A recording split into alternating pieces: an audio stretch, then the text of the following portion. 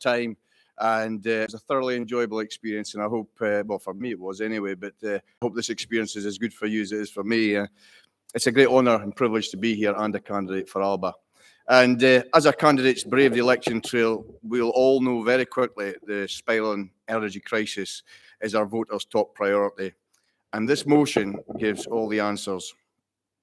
From our publicly owned national energy company to addressing the Scotland scandal, Alba has the answers to the questions every Scot is now asking.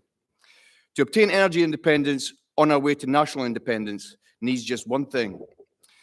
We're awash with gas and organic fuel reserves, yet we import over a fifth of our energy.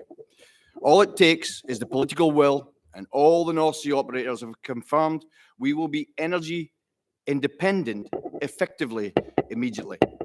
That's a fact. As other countries fight amongst themselves over fracking and fuels of windmills, Scotland just needs to give the permission to open the taps, and we're independent. The world now knows energy independence is not just commercially sensible, but essential for national security. Recent events have told us that in no uncertain terms. And Scotland can help the world fight back against hostile energy suppliers by being the world's first choice for safe, reliable, and secure energy.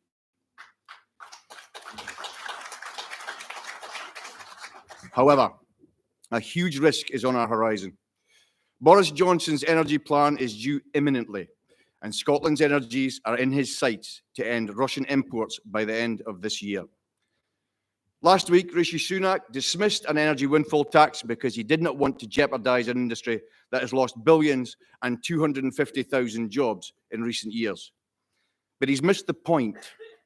A windfall tax set at a level that does not take a single penny piece out of the much-needed North Sea investments, that directly accords with all the oil industry leaders. They've admitted they have more money than they need this financial year. Scotland's poorest families and the world's poorest oil capital will at last benefit from Scotland's energy for the first time in our nation's history. And getting Scotland's world energy capital capable of competing with the other world energy capitals for the first time will benefit Scotland's poorest families forever. And it won't cost our country a single penny. It all comes from oil company profits. Unanimously adopting this motion and its immediate actions gives Neil and Kenny the platform to stop the Tories from stealing Scotland's energies from our poorest families and prevents our nation's world energy capital from being sold down the river yet again when Johnson gifts all the benefits down south as he did with the energy carbon capture just last year. Conference, let's send our clearest, unanimous signal to the Tories. Hands off Boris. It's Scotland's energy. Thank you, David. Thank you very much indeed, David. I now call Trish McPherson to second the motion, to be followed by Paul Donaldson.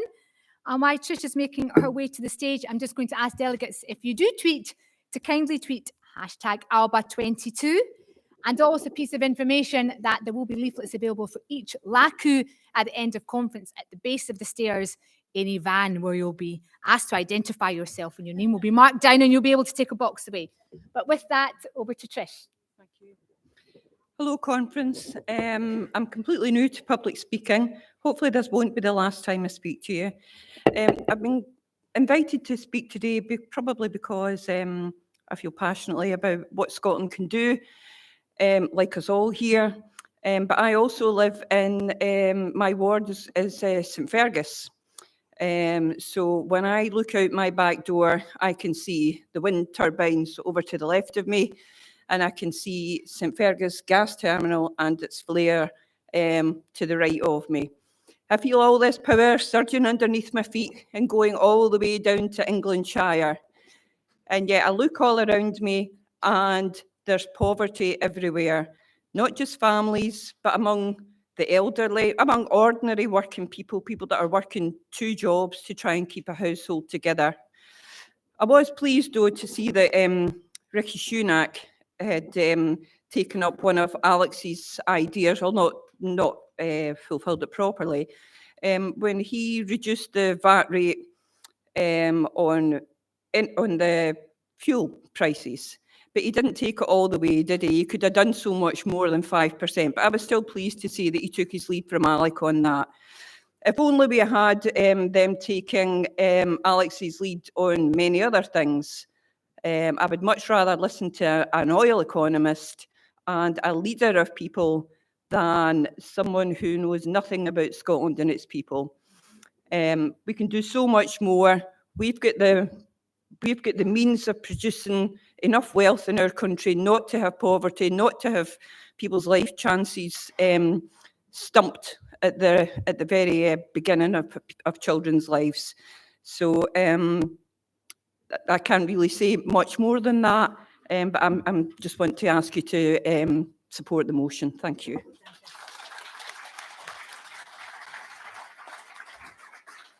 Thank you, Trish McPherson. I now call Paul Donaldson to speak in favour of the motion. Paul was pivotal in drafting parts of it, to be followed by Tommy Sheridan. Paul Donaldson. Thank you. I think the importance of this topic has been highlighted by the fact that several resolutions were submitted by local campaign groups and have been incorporated into the resolution on today's agenda.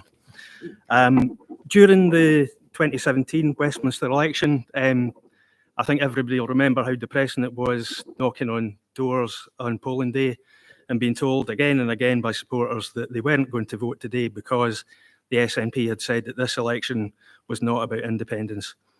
And at that time, I said to myself that never again would I want to be involved in a campaign where the voters were being told that this election was not about independence. So everyone was still fairly demoralised when the conference came round a few months later that autumn. But Nicola Sturgeon lifted the mood a bit with an important announcement on a public energy company. And I'll read out what she said that day. Energy would be bought wholesale or generated here in Scotland, renewable of course, and sold to customers as close to cost price as possible. No shareholders to worry about, no corporate bonuses to consider. I'm delighted to announce that by the end of this Parliament, we will set up a publicly owned, not-for-profit energy company. That announcement got a standing ovation. I'm not sure what happened, but one thing is certain.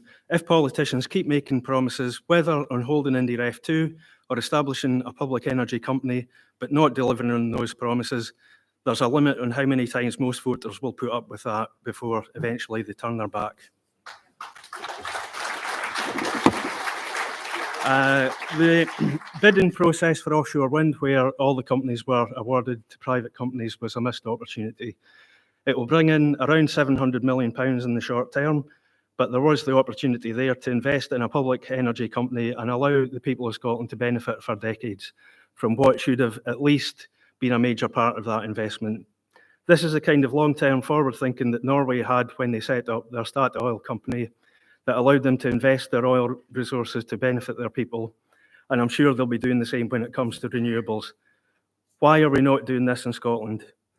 We have the engineering know-how and the potential fabrication facilities. With a public energy company, we could ensure that the offshore wind turbines are made here, which would be a really important investment in jobs, not just putting them together, as Kenny McCaskill mentioned earlier on. Renewables are an important part of meeting our current energy needs, and in the future will have to become the source of all energy that we use in Scotland and which we export to other countries. But we can't go from where we are now to where we need to be in the future overnight. We have to keep the lights on and we have to keep the economy going. If the Greens have their way, they would just completely shut everything down immediately. If the Tories had their way, there would be fracking and new nuclear power stations all over the place. New oil fields like Cambo, in combination with carbon offsetting and carbon capture schemes, could help bridge the gap between our current generation capability and usage to reaching the eventual destination of 100% from renewables. For making completely reasonable arguments about this, and for not wanting to throw thousands of workers in the oil industry on the scrap heap, Fergus Ewan was recently accused by the Greens of using right-wing language. It's bizarre that the Greens had the best opportunity to promote what should be their number one priority when COP26 was held here in Glasgow. Instead of talking about how to tackle climate change, the Greens seem to spend more of their time talking about pronouns and trying to avoid ways of doing more than two things in a day. Absolutely extraordinary, but if long hours and hard work are not their thing, then maybe being in government shouldn't be their thing either. So I think I've used up most of my time, so I'll stop there. So please support the motion.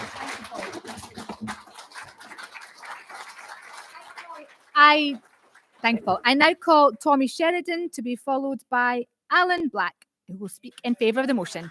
Tommy Sheridan. Hi. Thank you. Thank you, brothers and sisters, delegates and friends. I think it's important that we recognise the vital necessity of this motion. This motion goes to the very heart, I think, of our shared vision for a new and an independent Scotland. Fuel poverty is nothing new. I graduated from Stirling University way back in 1985. Some of you weren't born, that's how old I am. But in 1985, in the latter part of that year, I started a job with something else that some of you won't remember. It was called Strathclyde Regional Council. And they had a government job programme at that time. And I was taken on as a field supervisor in the hypothermia programme. The hypothermia programme. 1985. And our job as a supervisor, I had a team of 6 workers. We worked out at the Salvation Army Building in Pollock Shaws, and our job was to use the electoral register to identify, first of all, pensioner households, and then we were to go and visit them, tap the door, and physically give them advice with a wee package, with a newspaper, about how to avoid hypothermia. That was our job, to explain to them about the use of their fuel, whether it was gas or electricity. To explain to them how to go to bed at night, that they should wear socks and maybe a woolly hat. And we also had these wee special thermometers, wee blue thermometers that we gave them out, and we suggested they put them in their fridge, and if the red ever goes into the blue, then they're in trouble. Brothers and sisters, in the course of that job, I got to meet and discuss with people who, in many respects, helped to shape my future life, because I met pensioners. Many of them had been veterans. Many of them had fought in the Second World War against fascism, and they thought they were coming back to a new society, and now they found themselves struggling to heat their homes. That made me a socialist. That made me somebody who believed that something as essential as electricity and gas should not be privately owned, it should be publicly owned.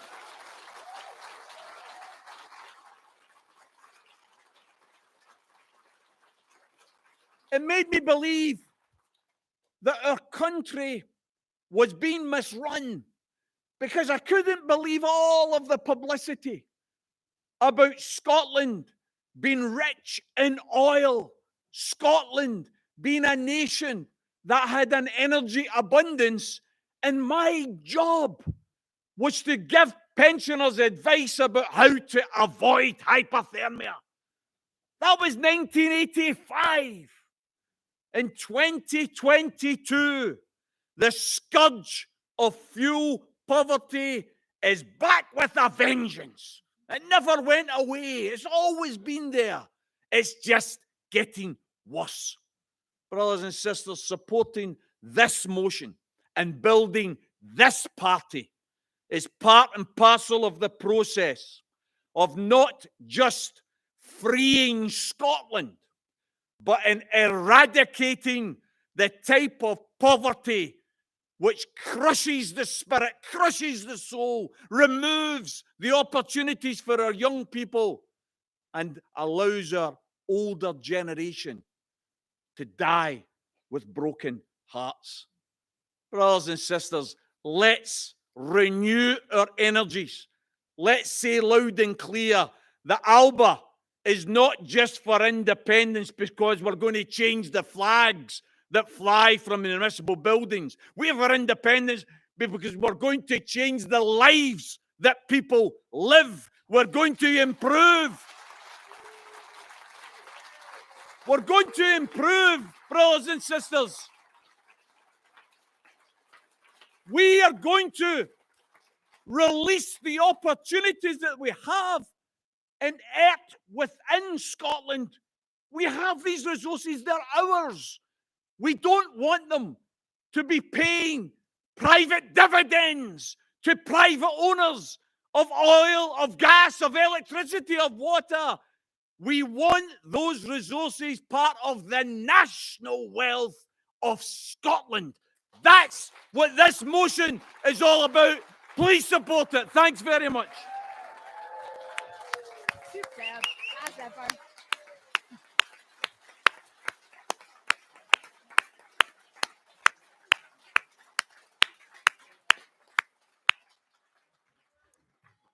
Thank you, Tommy. Now I'd like to call Alan Black to speak in favour of the motion, to be followed by our final speaker, Robert Reid. Alan. Okay, follow that, eh? So, I'm Alan Black, standing in Perth North, first time speaker at a conference. Oh. Like my young friend earlier on today, I looked around at myself a few months back and said to myself, there's a big gap here. There's nobody I'm going to vote for, like, because there's nobody that's standing for what I want to stand for till I came here. This is it. People's pockets and people in my ward, they're going to be losing like £15 a week in electricity. And that's only the start of their hardship. There's got national insurance, inflation, distribution. We really need to redistribute the wealth of this country. Same as what Tommy said there, absolutely. National Bank, something like that to drive efficiency and invest in local solutions that people need to see. They need to see an improvement every day. So I'm saying we should be looking at community heating systems, power schemes. Every house I know has got wiring in it. So electricity is obviously the key to controlling the cost, and we should be able to do that. If we can just make it, get it to people, we could be heating the houses up, no problem at all. Here's a question. What do we do to manufacture all this stuff? There's nobody in this country that I know of is making panels or windmills, or, you know, we're an engineering company. We're an engineering country. We're famous for it. All excellence all over the world. But nobody seems to be making anything that we can put into these places. Predict. I'm of an age, I can remember John F. Kennedy saying, we'll put a man in the moon in 10 years and we'll bring him back. And he made it happen. And with the technology today that you could have put into a wristwatch. You're telling me now that the amount of challenge, the amount of technology that we've got today, that we can't put a, sorry, I'm going to go. The challenge is, take my time. The challenge is in the next 10 years is to use the massive technology that we've got today to put, not to put a man on the moon, but to put a mankind on this planet. That's as simple as that. Support the motion. Thank you.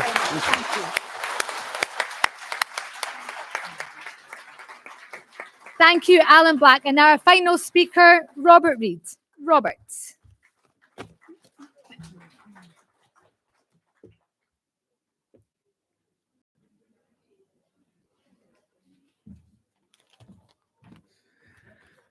Good afternoon. You'll be getting sick of the sight of me, but I think this is the last one I'm speaking on, don't worry.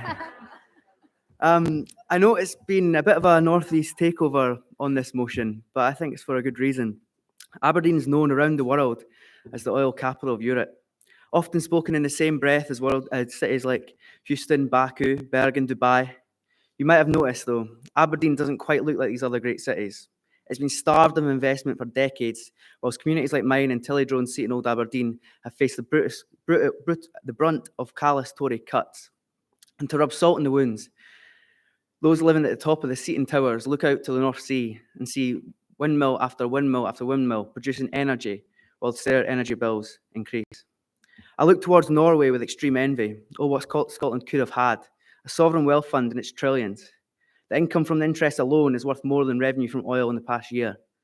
Will Norwegian families be starving this winter? Struggling to pay their energy bills? I hope Alex Salmon doesn't mind, but I'm pinching something he said last night from the wee Alba book launch. Fool me once, shame on you. Fool me twice, shame on me. We cannot let history repeat itself and let the natural resources and the future of Aberdeen and Scotland be stolen from underneath us. This motion provides us with a pragmatic approach to the future of Scotland's energy. We must work alongside existing oil companies and gas companies as we move towards the carbon capture age and the renewable age. We desperately need a publicly owned energy company, just as Nicola Sturgeon promised, so the people of this country don't go cold. A publicly owned energy company, ferries for our island communities, an independence referendum. Notice the trend. Promise the world, but deliver very little. I'm proud we are in a party that has Scotland's interests at heart. Now prove me right and vote in favour of this motion. Well done.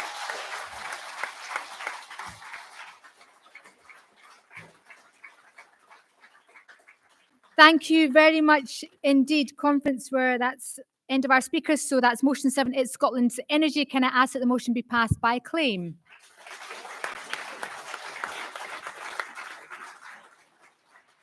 We now have motion number 8, council tax, to be proposed by Rodney MacLeod and seconded by Alexander Torrance. There's an amendment to this motion, but Roddy will correct me if I've misunderstood, but I think you are accepting the amendment. What that means, Conference, is that what's now being debated is the motion as amended.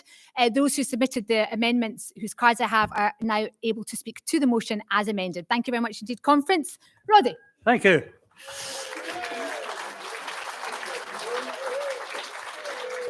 I'm actually a wee bit nervous, believe it or not, because I haven't addressed a crowd as big as this since the time I was the guest after dinner speaker for the Scottish Association of Alcoholics, Arsonists, and at their annual barbecue. And can I just start by saying it's nice to see so many familiar faces here today.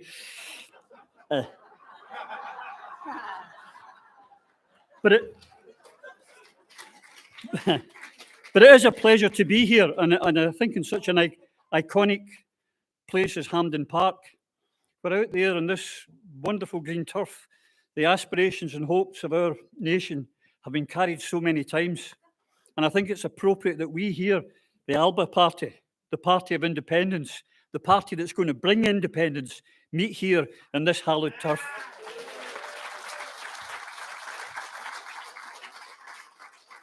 And being a footballer, as the referee Tasmina told us, I've got 5 minutes. There's no extra time, no injury time, and no penalty kicks.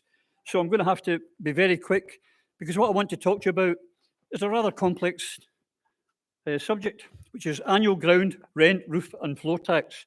Now, we've just heard about energy poverty, and we've had our oil for 45 years, and we don't benefit from it. Recently, our renewables was sold for 3 bob in a balloon. We didn't benefit from it. And we know that our food and our whiskey and our gin are all making us lots and lots of money, but we're not benefiting because that resource has been taken away from us.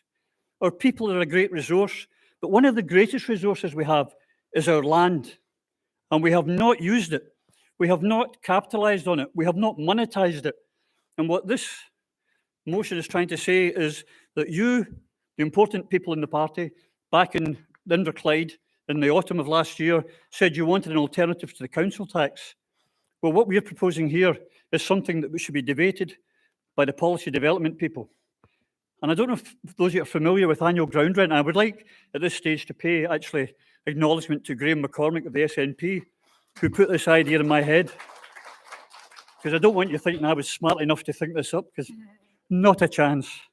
But what we have is, he worked out that in Scotland, I've got to check my notes here, 78 billion square metres of land, excluding our seabed. And if you include all the space, roofs and floors, we're up at 84 billion square metres.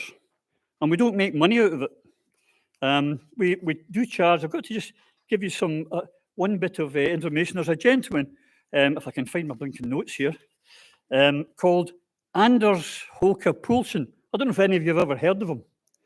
But he owns 221,000 acres of your land. And here's the ridiculous thing. He has to register that in his homeland of Copenhagen as a tax. He doesn't pay a tax here. And in fact, our giant landowners actually make money sometimes by planting trees. And as any environmentalist will tell you, usually the wrong types of trees. And they get paid money to do that. They're not paying tax. Now, what this annual ground rent, roof and floor tax, try saying that after a few gins. I tell you, it's not easy. Will do is to put a levy on it, because the councillors will tell, every councillor in this room and any other party will tell you resources are there, they need more money. Well, this would allow self-sufficiency. And if you take it, it's a building block, and we can deploy it immediately in the devolved Scotland, and we can use it as carrying on when we do become independent, because we will become independent. And it can eventually replace every single tax if the politicians so decide. But they may want to keep behavioural taxes, like, for example, tobacco. They might want to keep it for fuel duty. They might want to put a tax on all beers, wines and spirits, except gin. That's got to stay duty-free. Absolutely. But they could actually replace all taxes, and we could raise far more money. But it brings responsibility, because what it means is the councils would not need a block grant. Holyrood would not eventually need a block grant. You would raise all your money locally. And just like in the United States, where you can have, they have federal taxes and state taxes, we could have a national ground rent rate and a local ground rate. And here's the other thing, 60% of our land out there is unused and is owned by the public sector. And we don't do anything with it. You could, for example, in Korea, all up their motorways and their grass verges, they put solar panels and small windmills, and they supply electricity. And again, it addresses the previous problem of fuel poverty. We should make the land work for us. And these landowners with lots of land, here's the thing, you can't wrap it up, put it under your arm and take it to the Channel Islands or to Panama. You can't take it away like you've taken our oil, like you've taken our seabed. You can't take the land. So there's another thing, I don't know if I heard some of you talking about it at lunchtime. At next year's Oscars, there's a company based in the Channel Islands who are giving out a gift of Scottish land to any nominee for a Hollywood bauble. And how much money are you getting for that? That much. But in future, with this kind of roof floor tax, annual tax, we would get money every year. And it's up to local authorities as well as individuals and private landowners to make that land work. Last thing, because I think I'm running out of time. There is a great thing, the James Stirling Maxwell Gaelic School in the East End, fantastic. But that school has lain empty for 30 years. Now, supposing they had to pay an annual tax for having it derelict, do you think this might have happened earlier? We make public authorities as well as private landowners and all of us use our land. And I ask you to please pass this motion. Thank you. Thank you, Rodney.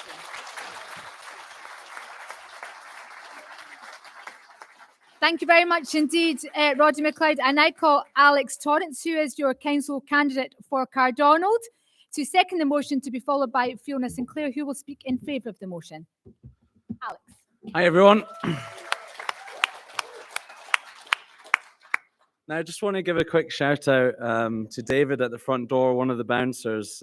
Someone was asking for me, where's Alex Torrance? And he was like, oh, Alex Torrance, I know Alex Torrance. And he was in fact talking about my uncle, who is a Tartan Army legend. He's well known for breaking the bar at Wembley in 1974.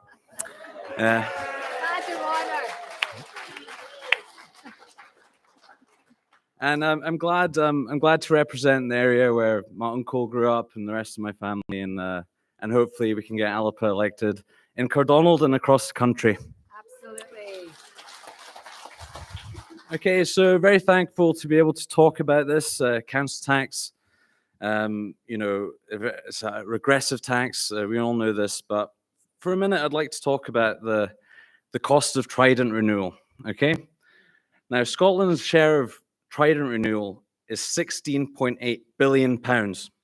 Okay, if we think about Glasgow's share of that, it's £1.9 billion. Now, for every person in Scotland, that's £3,050. Okay, now what could that money do? We could rebuild every single school in the city. We could settle the equal pay shame and still have £1 billion left over.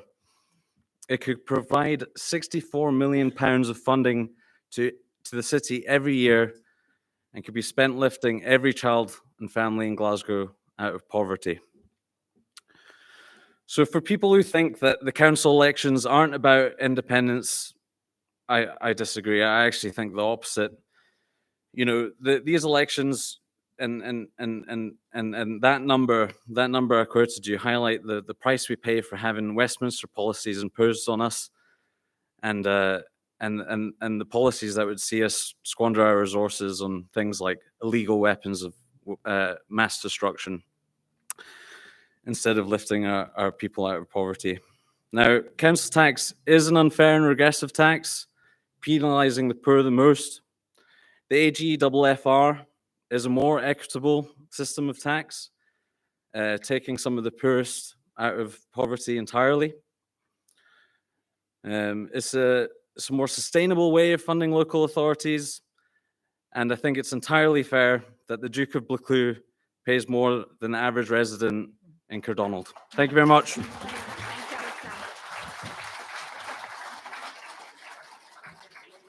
I'd now like to call Fiona Sinclair, who will speak in favour of the motion, to be followed by Morgan Davis with a remit back. And I'm asking Morgan if he has a seconder for his remit back. Fiona, welcome. Thanks. Well, I was 31 years ago on the Environment Policy Review Committee of the SNP. We actually reviewed an already very good environment policy which had been put together by a professor of human ecology. We based it on the Brundtland Report, which was the groundbreaking global report into the state of the environment in the world at that time. And we had some people who knew quite a lot about the environment on that committee. And I'm going to name a couple of them now, because one of those guys was called Ron Greer. And he is a bit of a fanatic about annual ground rent. He's still out there saying his thing on various blogs, etc. And indeed, he wrote a blog for Ian Lawson's blog, I think a year or two back. So if you're looking for experts and people who know a lot about this, Ron is actually one of the people who's been punting this for a long time.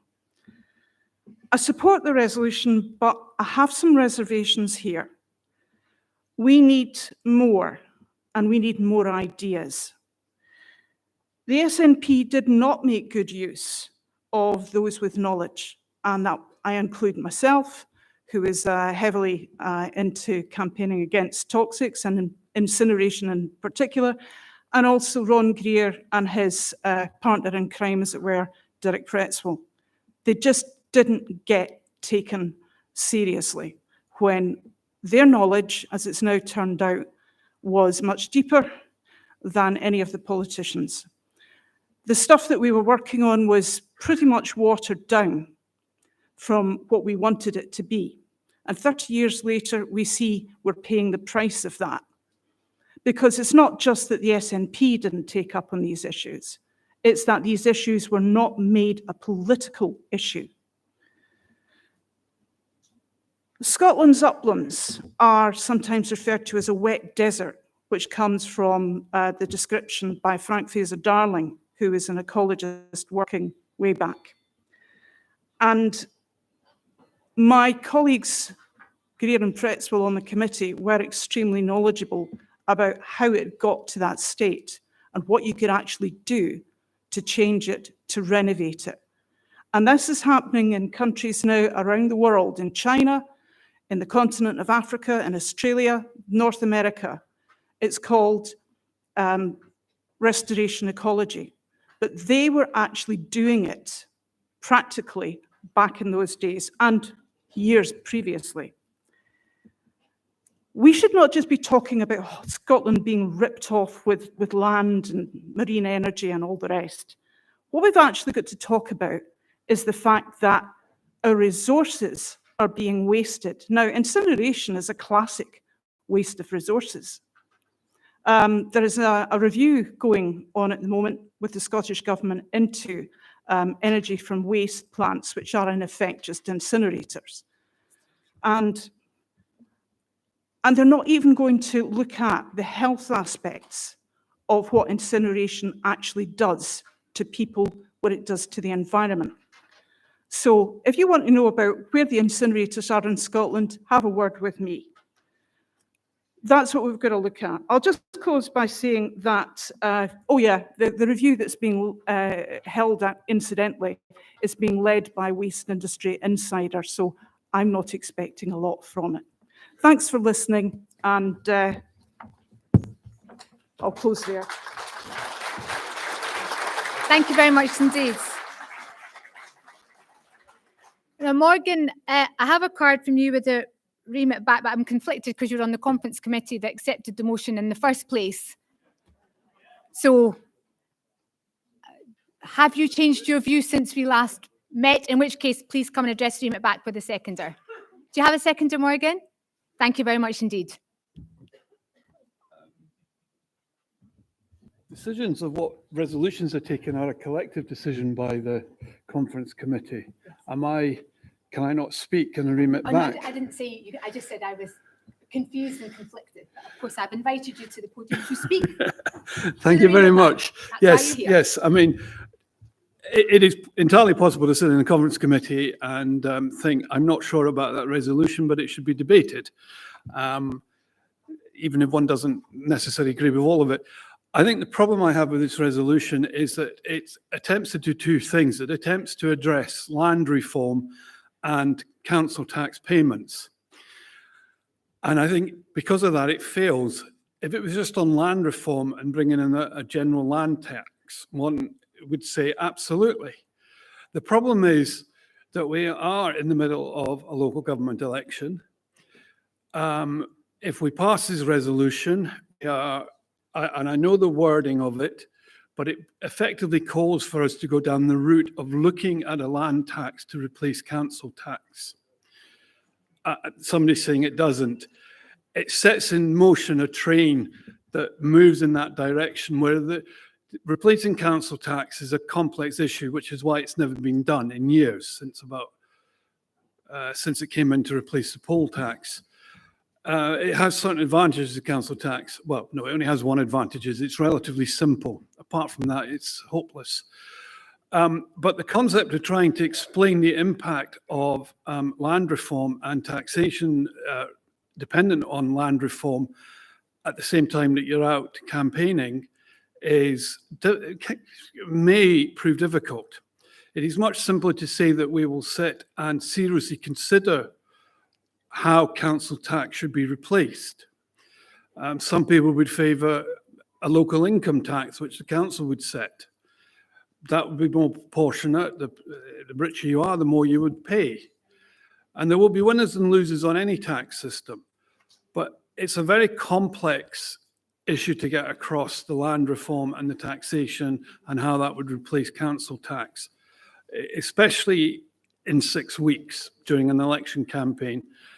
That sort of policy would require more thought and more preparation for people to understand and accept it. So I would urge the remit back, so we're not looking like we're committing to bringing in land reform taxation to replace council tax. Land reform taxation in its own right is absolutely essential, and I don't have a problem with that. And if we looked at the whole taxation system and we looked at income tax, we looked at national insurance and replacement with land reform taxation, and that would be ideal. But I think at the moment we should consider remitting it back for further thought. Thank you. Thank you. I now call Maggie Chetty to speak in favour of the motion. And while Maggie's coming to the podium, I have cards in for Vince Littler and Louise Hogg, who were proposers of the amendment, and I'm delighted to take your cards to speaking to the motion after the speaker, if that's what you would like to do. Maggie, welcome. Thank you. Dear colleagues, friends and comrades, my name is Maggie Chetty and I'm the Vice Convener of Alba International Branch. I would like to support this motion because annual ground rent, floor and roof rent makes the best possible use of the value of land. It takes us forward in our goal of fair and progressive taxation. It works by taxing big properties, gardens and areas more than small properties and small gardens. More taxpayers would benefit from this than from council tax. Secondly, it begins to address the need for serious land reform with powers we currently have under devolution. Thirdly, this tax would pressure public authorities like local government and the NHS to make better use of the derelict land they currently manage, or they would have to sell it. We would see land having a better and more productive use. It would encourage local authorities to chase landlords who leave city centre buildings to become derelict. We've all seen these unsightly buildings with bushes growing on the top. Fourthly, it would be easy to administer because all land in Scotland is currently recorded in a land register. Lastly, it would strengthen local government by collecting more revenue and making better use of its land assets. This is a resolution that ticks all the boxes. It's fairer through progressive taxation, tackles land reform, it's greener, makes better use of land, and importantly, strengthens local democracy through better local government practices. I urge you to support this motion. Thank you, Maggie.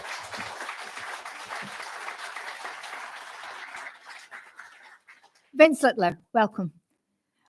Vince, I think you'll now your amendment's been accepted. You'll be speaking in favour of the motion. Have I got that correctly? That is indeed Lovely. correct. Welcome, And Vince. thanks, Roddy.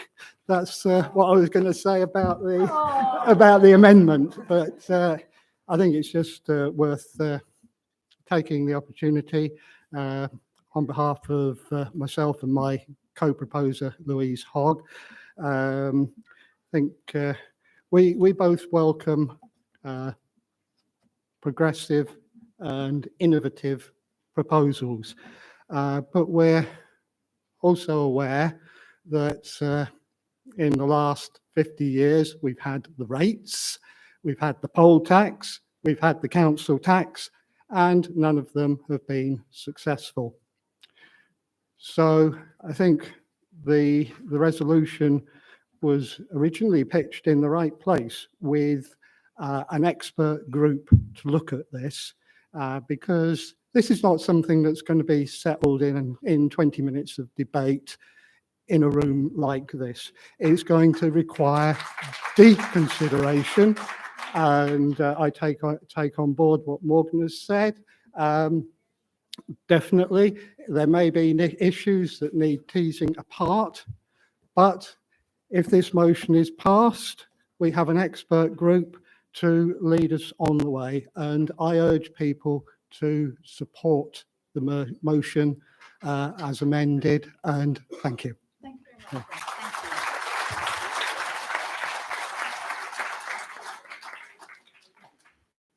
you. Louise, welcome. Louise Hogg will also speak in favour of the motion as amended.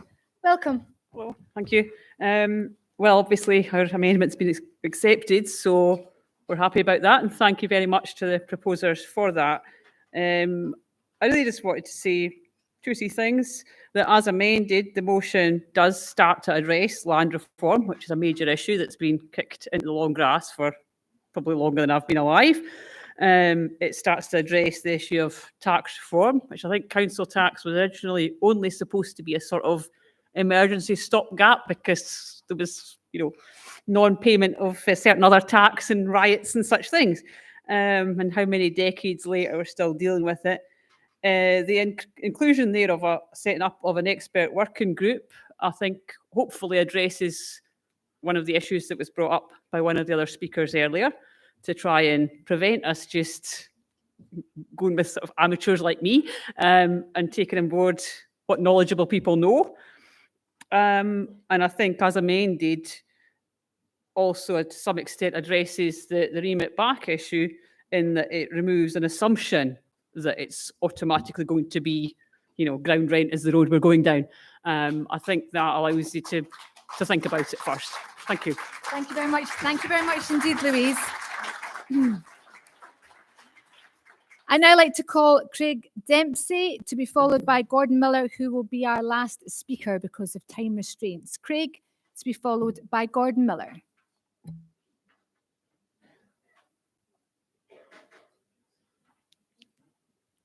Welcome, Craig. Just before I mention this motion, I want to say I'm standing as a councillor for the Alba Party, and I'm proud to do it. Proud. 3.5, 4 years ago, I spoke with Graham McCormick and invited him along to the S2 Kirkcaldy Hub to give us a talk on land reform. He told me it was fantastic. It's a great talk. So I told all the membership, come along. It's going to be amazing. You'll never hear anything like it. And we had a full house that day. First thing Graham said was to myself, how much is your council tax? And I said, well, I think it's about 1,500 a year. And he looked at me and he went, you'll pay double under mine. And I thought to myself, this isn't going to be a good way. I started to think of ways of getting out of this. But Graham went on to explain his idea. And as he was going through it, all these little light bulbs kept coming on. The fact we can do away with any other form of taxation. You can't pick up a piece of ground and put it in a Panama bank. Amazon have a massive factory 12 miles from where I stay. They'll pay the money for that factory. It's not going to be income tax, capital gains, it's ground tax. It's what they use, is what they pay for. As Roddy said right at the beginning, there's a Dutchman who's the second largest owner of land in Scotland. He doesn't pay a penny in Scotland. He pays the Dutch government to have land in Scotland. That's not right. It can't work. We want a country that's going to be for everybody. The way to do it, we need money. So we make everybody pay. We make Shell pay. We make Amazon pay. We make Google pay, eBay, a lot of them. The reason they don't pay is because there's loopholes in the tax system. The UK tax system amounts to over 17 volumes. They're like that. They pay for expensive lawyers and accountants to find ways of not paying their tax. If you tell them that piece of land costs you 70 pence, that's what they pay. So something that has to, I know this isn't going to, I know what you're saying, Morgan, but this isn't about this council election. This is about in a few months' time. Let's talk about it and let's get it done. Support the motion. Thank you.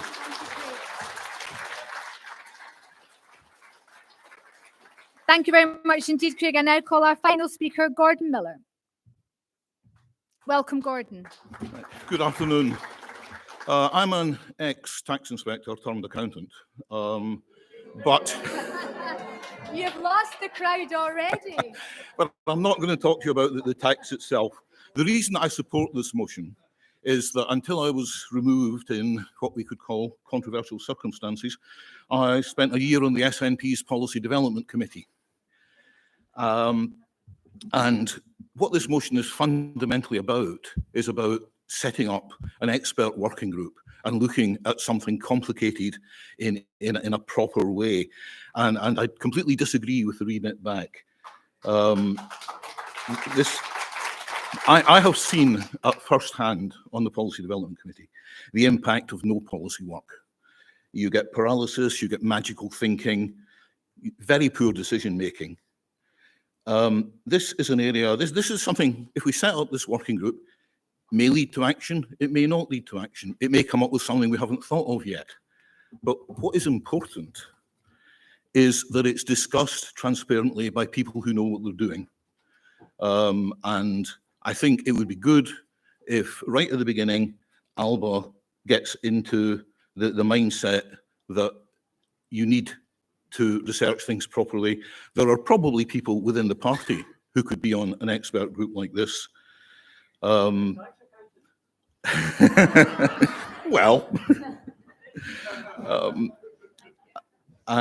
yeah, for those reasons, I think that you should support the motion. Sorry, I don't agree with the remit back, but yeah, please support the motion.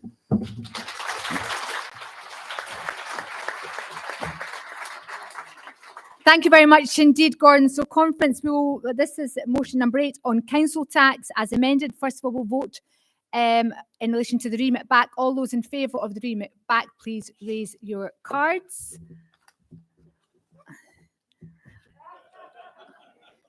Democracy in action, Morgan. Good, well done you. All those against? Remit back falls. All those in favour of the motion as amended? All those against? The motion passes unanimously. Thank you very much indeed.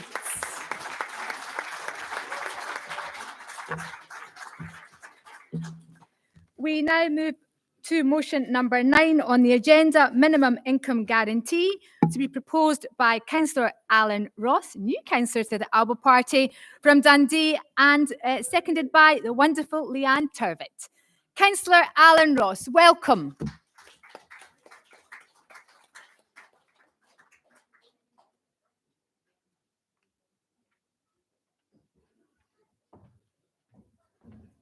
Afternoon, everyone. I was just going to start by saying it's really great to see the hall really filling up for the main speech from the big man. So now that I'm here, I'll get on with it.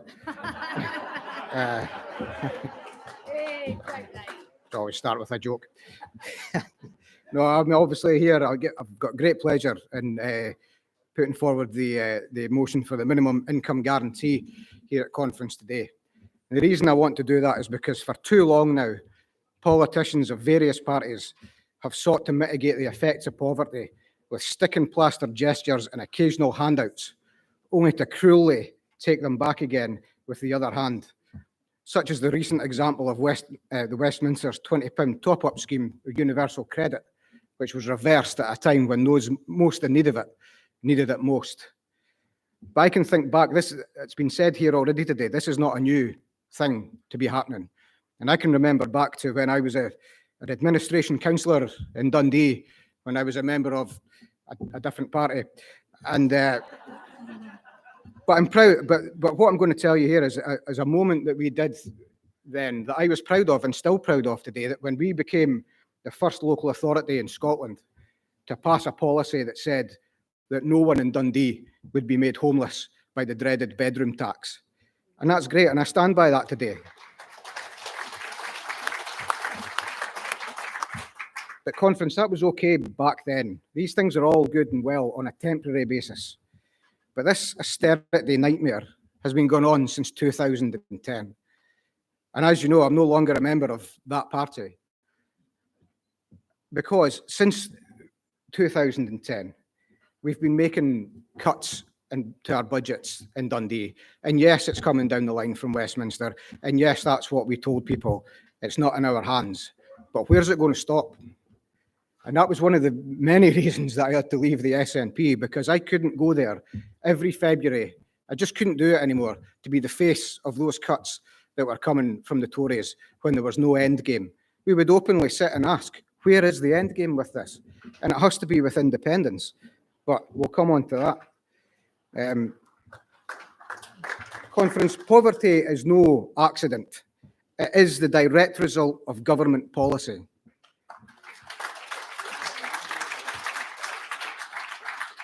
As we witnessed again just during the week there with Rishi Sunak's spring statement, the Chancellor had real opportunity, and he had real opportunity to help those struggling the most in society but he chose not to. The Conservatives chose not to.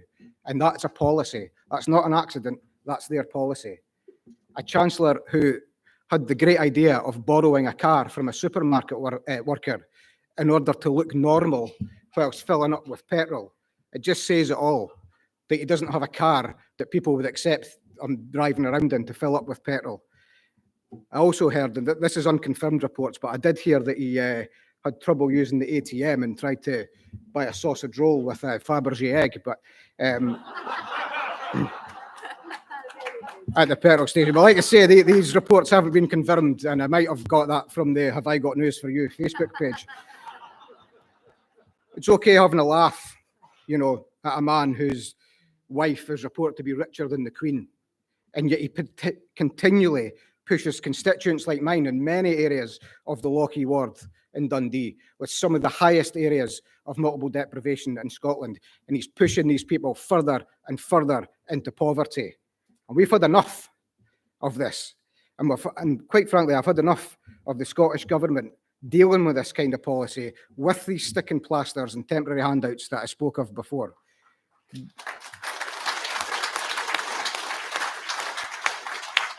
Well, don't get me wrong, they're well-meaning. Of course they're well-meaning. But they're not. They can't be the standard policy from here on in. As well-intentioned as they may be, they also create some good headlines and fits well with the snazzy graphics for social media.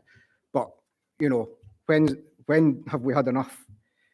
So what we need now is real action, tangible policy, policies that swap the occasional handout with a real lift up to get those constituents like mine and like people across Scotland, to get them out of poverty for good, not just an occasional handout, for good.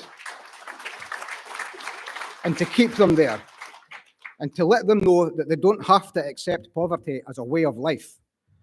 If poverty is a result of government policy, then so too can the opposite and the recovery be of policy as well. So too can dignity. So too can children go to school with a breakfast in them.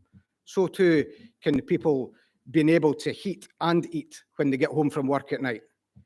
These are all things that can be changed with policy.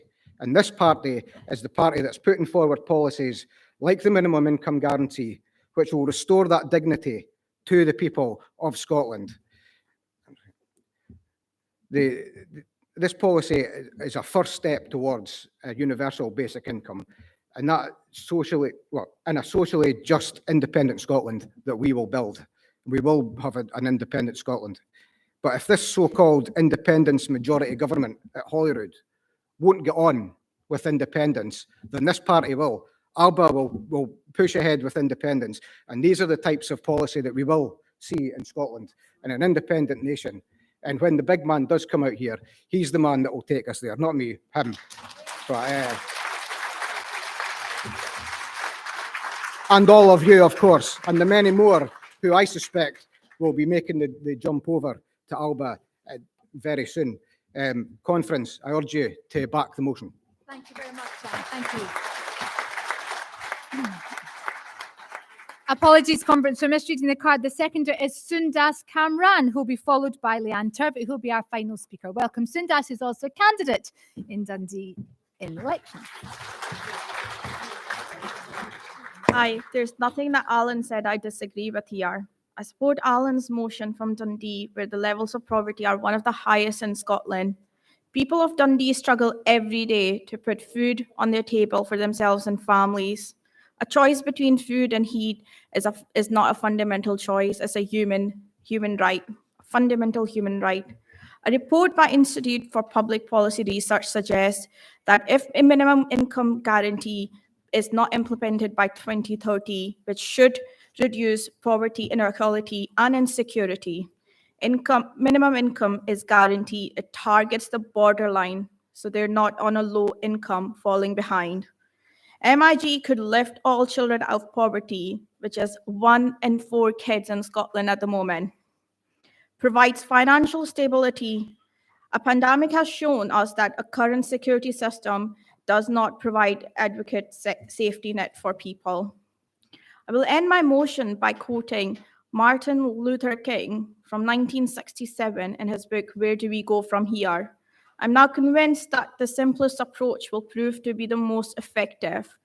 The solution to poverty is to abolish it directly by how widely discussed measure of guaranteed income. That's it. Thank you. Thank you very much indeed. Oh. So I've got two speakers. One of them is in the wrong pile. So I'll say again, Leanne Turbot to speak next in favour of the motion, to be followed by the final speaker, Jacqueline Bister. Welcome, Leanne. Hi. Hi, conference. First time at conference and first time speaking, so cut me some slack maybe. Poverty. It seems such an inadequate word for all that it entails. I've been speaking to friends of mine. I've got friends in poverty. I've been in poverty. I got my way out of poverty and I'm facing poverty again. I've got a lot of friends in poverty. I've got family in poverty. And I've been talking to them over these past few days. Well, I've been talking to them all my life, but I've been talking to them about this over these past few days. They know that I'm speaking at conference, so they know and they want their words said. Now, these tales are harrowing, they're heartbreaking. You shed a few tears listening to them, so I couldn't come out with that. Denise said I've got 3 minutes, so I was like, how can I put this into 3 minutes?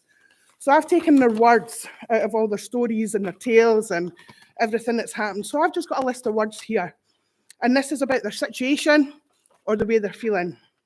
Shame, embarrassment, hand-me-downs, hungry, cold, suffering, sanctions, arrears, scared, suicide attempts, mental health decline, worry, neglect, depression, harassment, fear, guilt, cast out, failure, hopeless, worthless, anxiety, food banks, crying, poor nutrition, no broadband, poor education, domestic violence, inadequate housing, drug use, alcohol abuse, not sleeping, blame, no way out, stupid, crime, young offenders, low lives, nobody cares, not eating, unworthy, rock bottom, stressed.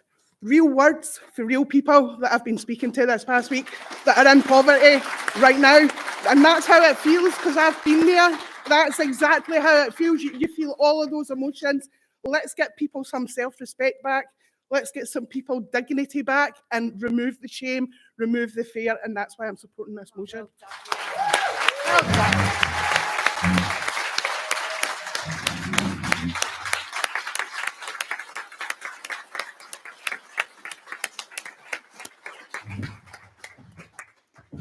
Now welcome our final speaker, Jacqueline Bister. Welcome, Jacqueline.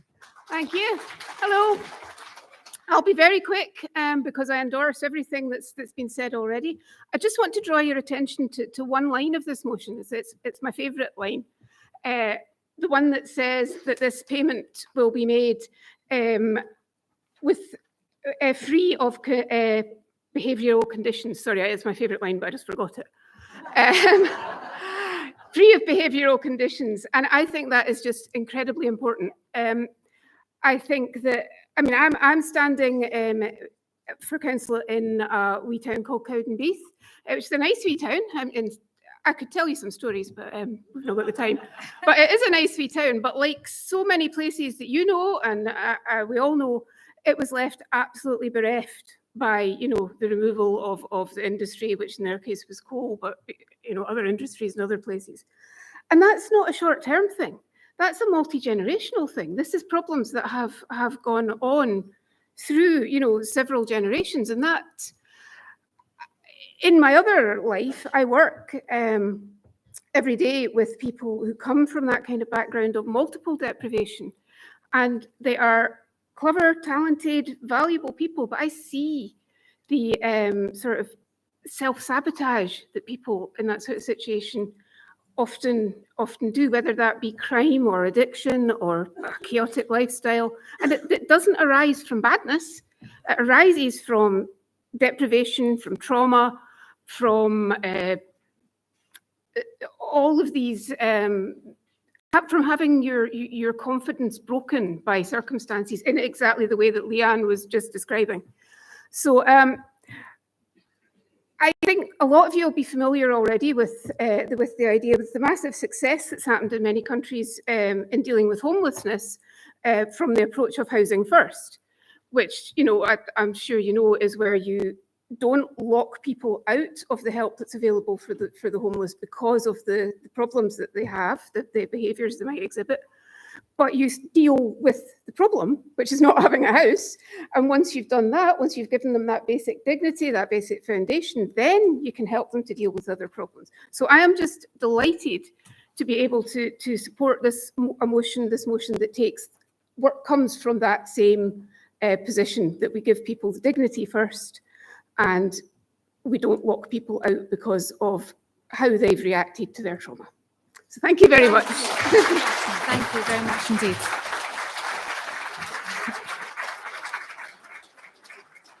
That brings to an end motion number 9, entitled Minimum Income Guarantee. There are no cards in against. Can I ask conference if the motion is passed by acclaim?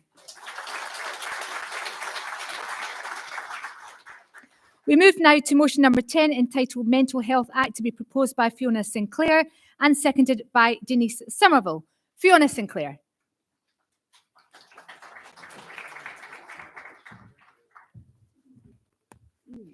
Take this thing off first. 20 years ago, a group of parents met with the Deputy Health Minister and the then Scottish Executive. They were all parents of adults with autism who were subject to compulsory treatment under the Mental Health Act.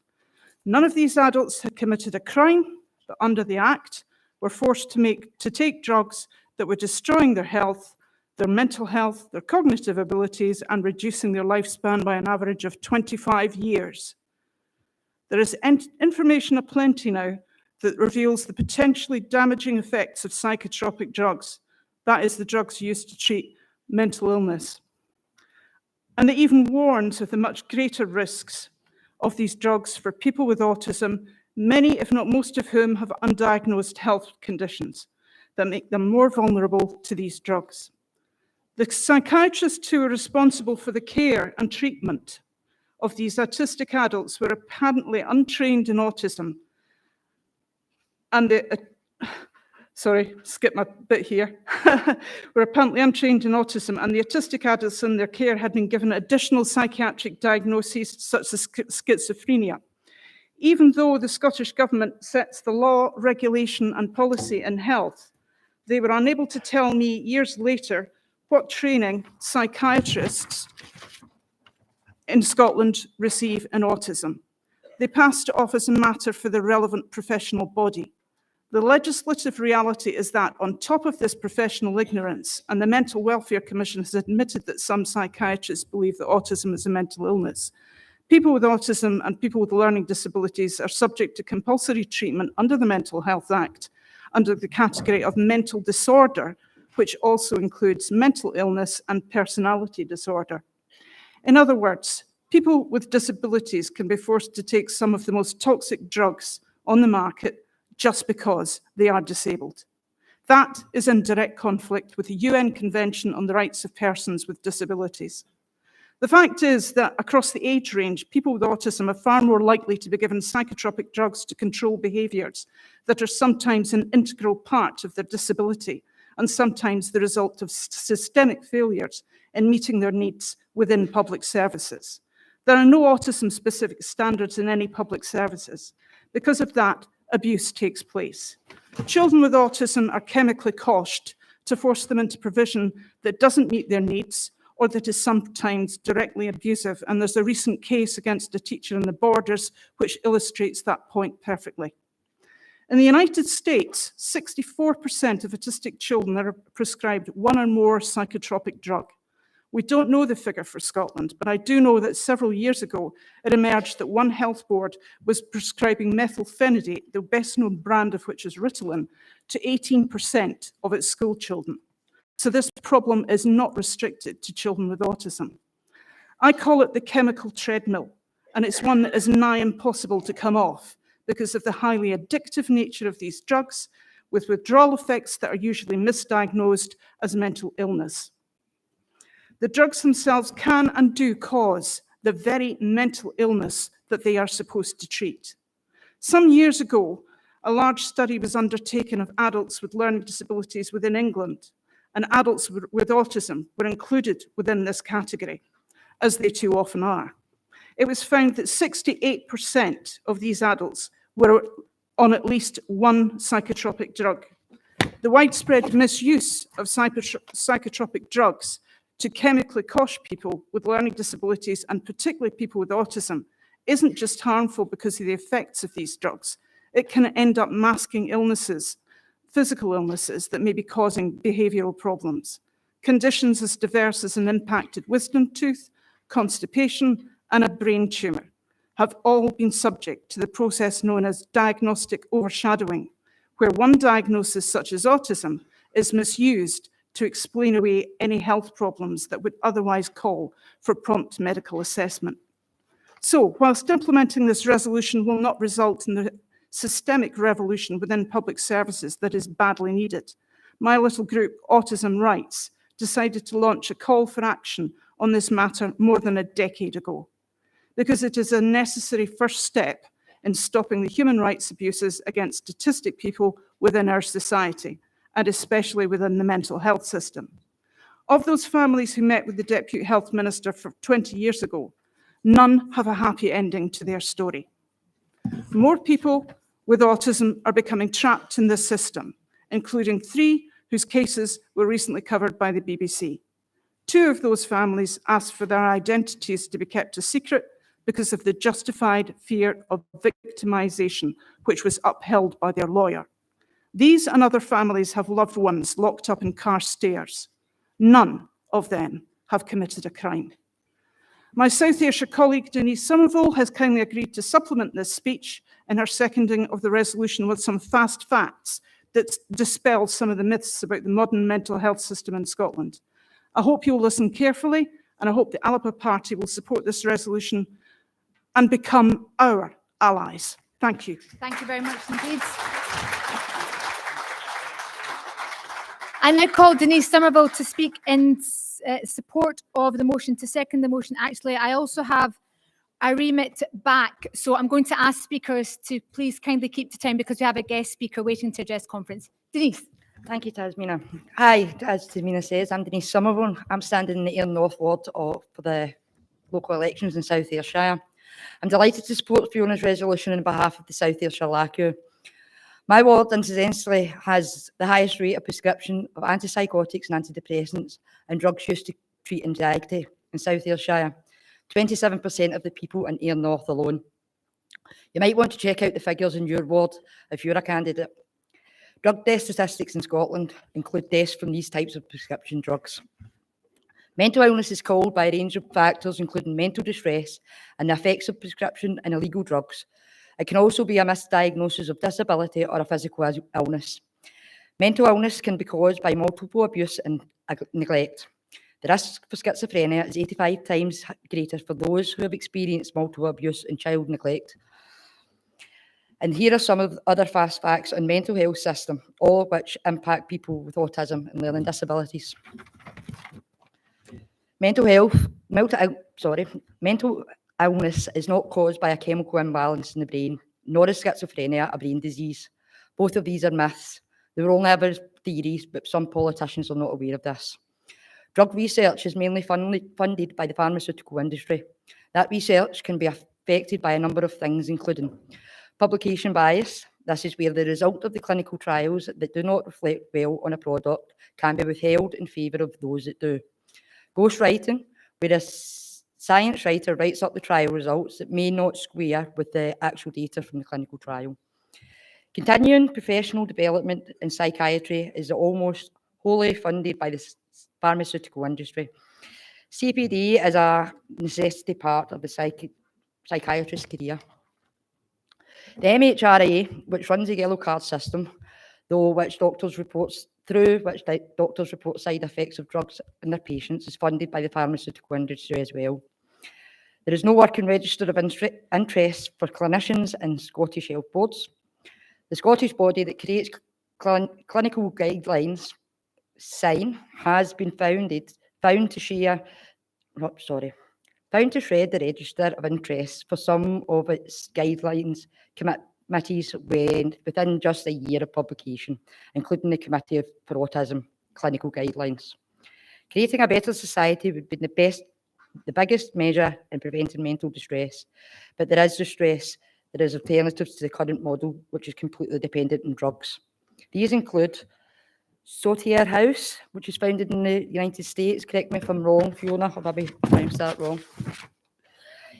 Open Dialogue, which is founded in Finland, but now used in other countries, including England. The centuries-old tradition of the town of Gale in Belgium and caring for those with learning disabilities and mental illness. There's also the Garden and Leave, which was a funding project in Auckland and Ayr, which was created for servicemen with PTSD, which has now sadly been wound up and is now a drug rehabilitation centre. Various peer-led projects supporting those who hear voices as a result of a trauma. Please support this resolution.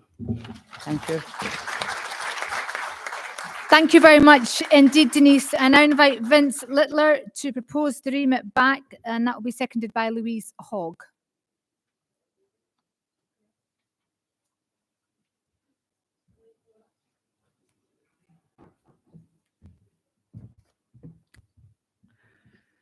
Well, conference, on first reading, this motion looks good, and the proposers make a very convincing case for what they're asking for. We can all reflect on positive encounters with people with learning disabilities or who are autistic and agree that these people are not disordered and do not need treatment. What they need, as do all of us, is acceptance, space to give of their best, support and care, and that can be entirely informal. But our positive experience of people with these disabilities is often of high-functioning individuals. There are others who are much less able, but they still need acceptance, space to give of their best, support and care. And yes, these people still don't need treatment, but they need more organised support and care. Unfortunately, in the extreme, to avoid being left in their own excrement. So what concerns me about the motion as it stands is that it does not make the distinction between care and treatment. The risk is that in removing autistics and learning disabilities from the Mental Health Act, we not only remove them from treatment, we also have potentially the unintended consequence of removing them from statutory provisions for care. I would have loved to have proposed a motion or an amendment to this motion to address that distinction between care and treatment. But I have to confess, I lack the domain expertise, so I have to ask for a remit back. I very much hope that this motion is resubmitted, addressing the distinction between care and treatment, and would like to give my support to the basic intentions of the motion. But I call for the remit back. Thank you. Thank you very much indeed, Vince. I now call Louise Hogg to second the remit back. I obviously agree with much of what Vince has said.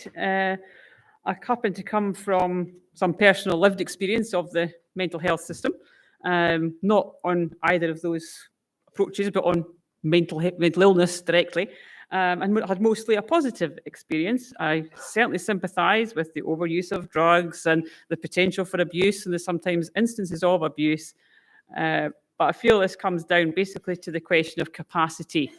Historically, I suspect, again, like Vince, I'm not a specialist in this, I suspect capacity has come, or lack of capacity in the legal aspect has come from a background where anyone who wasn't 100% normal was subnormal and could be locked away effectively. Nowadays, we're aware of a great many varieties of people who, for one reason or another, need support or need care, or do not 100% have capacity, whether it be to make decisions or whether it be to understand the implications of the decisions they're making. For example, My sister, cared for adults with learning disabilities, some of whom had epilepsy. They were quite capable, and she was a good carer, I can assure you. And if they didn't like tea and they wanted coffee, she would certainly take that into account. If they didn't want their epilepsy medication, would she leave them to, rise on the floor? Well, probably not. To knock however many decades off their life with uncontrolled epilepsy, probably not. And as I say, I think the distinction here needs to be made between care and treatment, that not everyone has capacity and there needs to be some legal framework to cope with that. So I second the remit back. Thank you. Thank you very much indeed, Louise. Time constraints only allow me to take 2 more speakers, so apologies to those with cards in. Scott Fallon, I'm going to invite to speak next, who's a candidate in Falkirk, to be followed by the final speaker, Alistair Davis. Scott Fallon, welcome.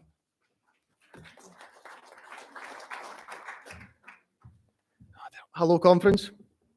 So I was out for lunch yesterday with my mum, and I said, do you think you'll go up and speak? I went, public speaking to hundreds of people, a bit nervous about that. She goes, Scott, public speaking is just like karaoke. I went, Mum, I can't sing either, so this could be really interesting. Right, now, to be honest, mental health is something I think we've all, to some degree, probably experienced, especially within the last couple of years with the pandemic. And I can only speak about my experiences that I've witnessed firsthand from being in the ICU for mental health and being silly. And when I was there, it wasn't myself who was subject to what happened, but I was in the ICU, and it was in the wee hours of the morning where a woman was very mentally distressed. She just had an attempt on herself and was panicking. She was freaking out. And the doctor wasn't there actually, but the nurses and carers were quite not scared to help her, but they were a wee bit, they weren't really for helping at first. So she was running around the ward, she was screaming, she was shouting, doing all these things, until eventually what I witnessed, to be honest, became quite barbaric actually. It got to the point where they had some, I think they were more care specialists than nurses themselves, but when they pinned her to the ground, dragged her and kind of then put her in restraints, to be honest, when you're lying in bed in the ICU, it's quite a surreal thing to see actually. So from my experience and just from seeing that, it was really tough to try and get through your own stuff when that's going on feet away. So I think with this, certainly when it comes to kind of the practices that we're taking, I really hope that we can look at this, because within Scotland, mental health has been something that we need to be looking at for a long time. And I hope with the pandemic especially, we can all look at things of improving mental health. It might be coming from amending this, it might be from whatever, but I hope change can happen. And that's my experience and that's my piece. Thanks, everyone. Thank you very much indeed, Scott. Our final speaker, Alistair Davis, please. Are you here, Alistair? Coming. Take your fat time, don't trip up. Thank you. I'm going to ask you to stick strictly to 3 minutes, Alistair. Thank you. Good afternoon, conference. I've actually got autism. First time at a conference, first time speaking. Well done. So I just thought I'd actually come up and share my experience of these actual medications, because I was on them. I was diagnosed with ADHD when I was 10 and Asperger's when I was 19, and I was put on a medication called Ritalin. Now, one day I went in to the surgery where she was seeing me. Turns out I had high blood pressure caused by Ritalin. 2 years getting treated for high blood pressure as a young teenager. They've then tried to put me on other meds, like they've given me risperidone, amitriptyline. These medications are horrible. I couldn't sleep. I was left with severe stomach problems. I actually ended up with stomach cancer at one point, they thought. Thankfully, it had reversed. But I do not believe that autism should be in the Mental Health Act. What I've actually noticed is a solution could be, you've got a Mental Health Act. What you might want to do is create another kind of form of social care act. Because what I've noticed is, I get referred to social work, and it turned out I was going to learn disability team. There are only 3 councils that I'm aware of in Scotland have specialist autism teams. So maybe that's what we need. The learning disability social worker tried her best with me, but she was limited to what she could do. She was not trained in autism. And this is the problem. We do not have enough people in social care trained with autism. So maybe that's what we need to sort out.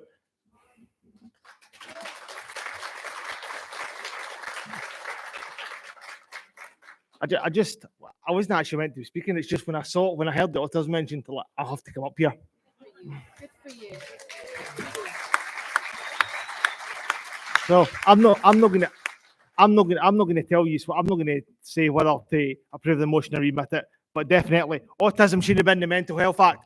It is not a mental health condition. We view it as a way of life, and that's how it is. Well done, Alistair.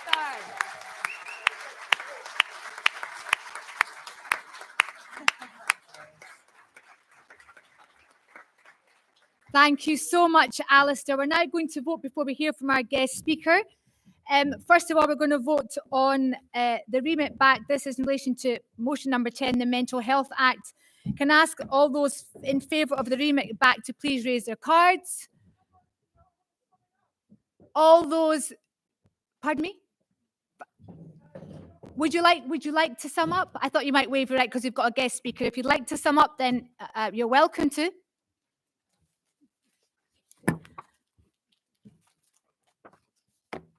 Please welcome Fiona Sinclair back to sum up. Thank you, Fiona.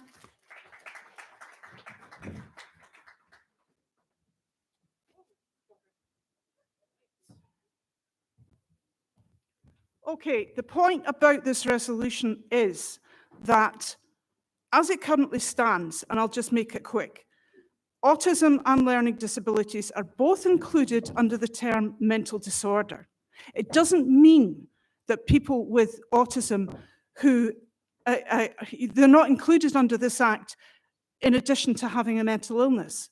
They are included in this Act simply for being disabled. That is the point.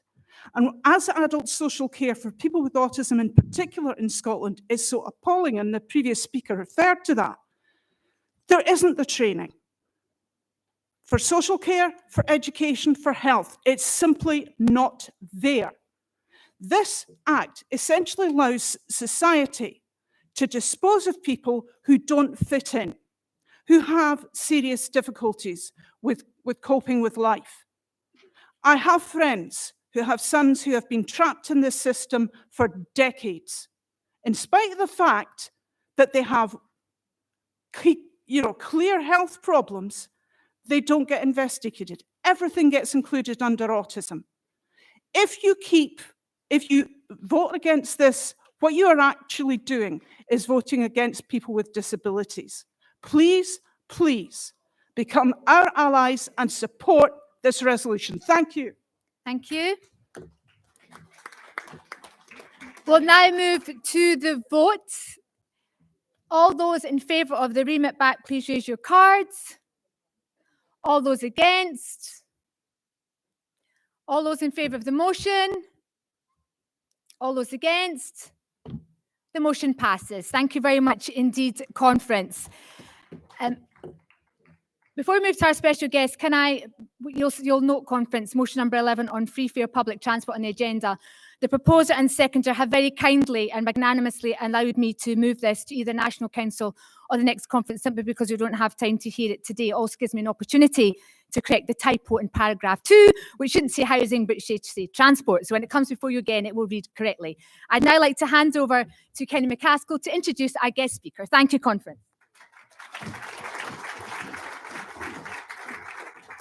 Thank you. Can I say it's my great honour and privilege to invite a speaker to be the first union leader to address our party, but I'm sure he won't be the last. This city has a radical history. It's a century on from 1922, when the Red Clydesiders were returned, not simply in this city, but across Scotland, with over 200,000 seeing them off, hoping to get change down in London, to deliver a Scottish Parliament, to tackle poverty, and to redistribute income, wealth and power. They sadly got sucked in and closed down, but the tradition lives on, and that tradition is embodied in the RMT, and we are going to hear from the Rail, Maritime and Transport Union. Their members have been dealing with many of the challenges facing our society during lockdown. They kept the wheels of our society moving, even at risk to themselves, and yet they now face challenges, not just on P&O, but here in Scotland and ScotRail, and in CalMac, and in other aspects in walk of life. So it's my great pleasure to invite the regional organiser for RMT, who we should never forget in 2014 were one of the unions that supported Yes, actively campaigned, and I know that Gordon Martin was involved in that campaign. So ladies and gentlemen, Gordon Martin.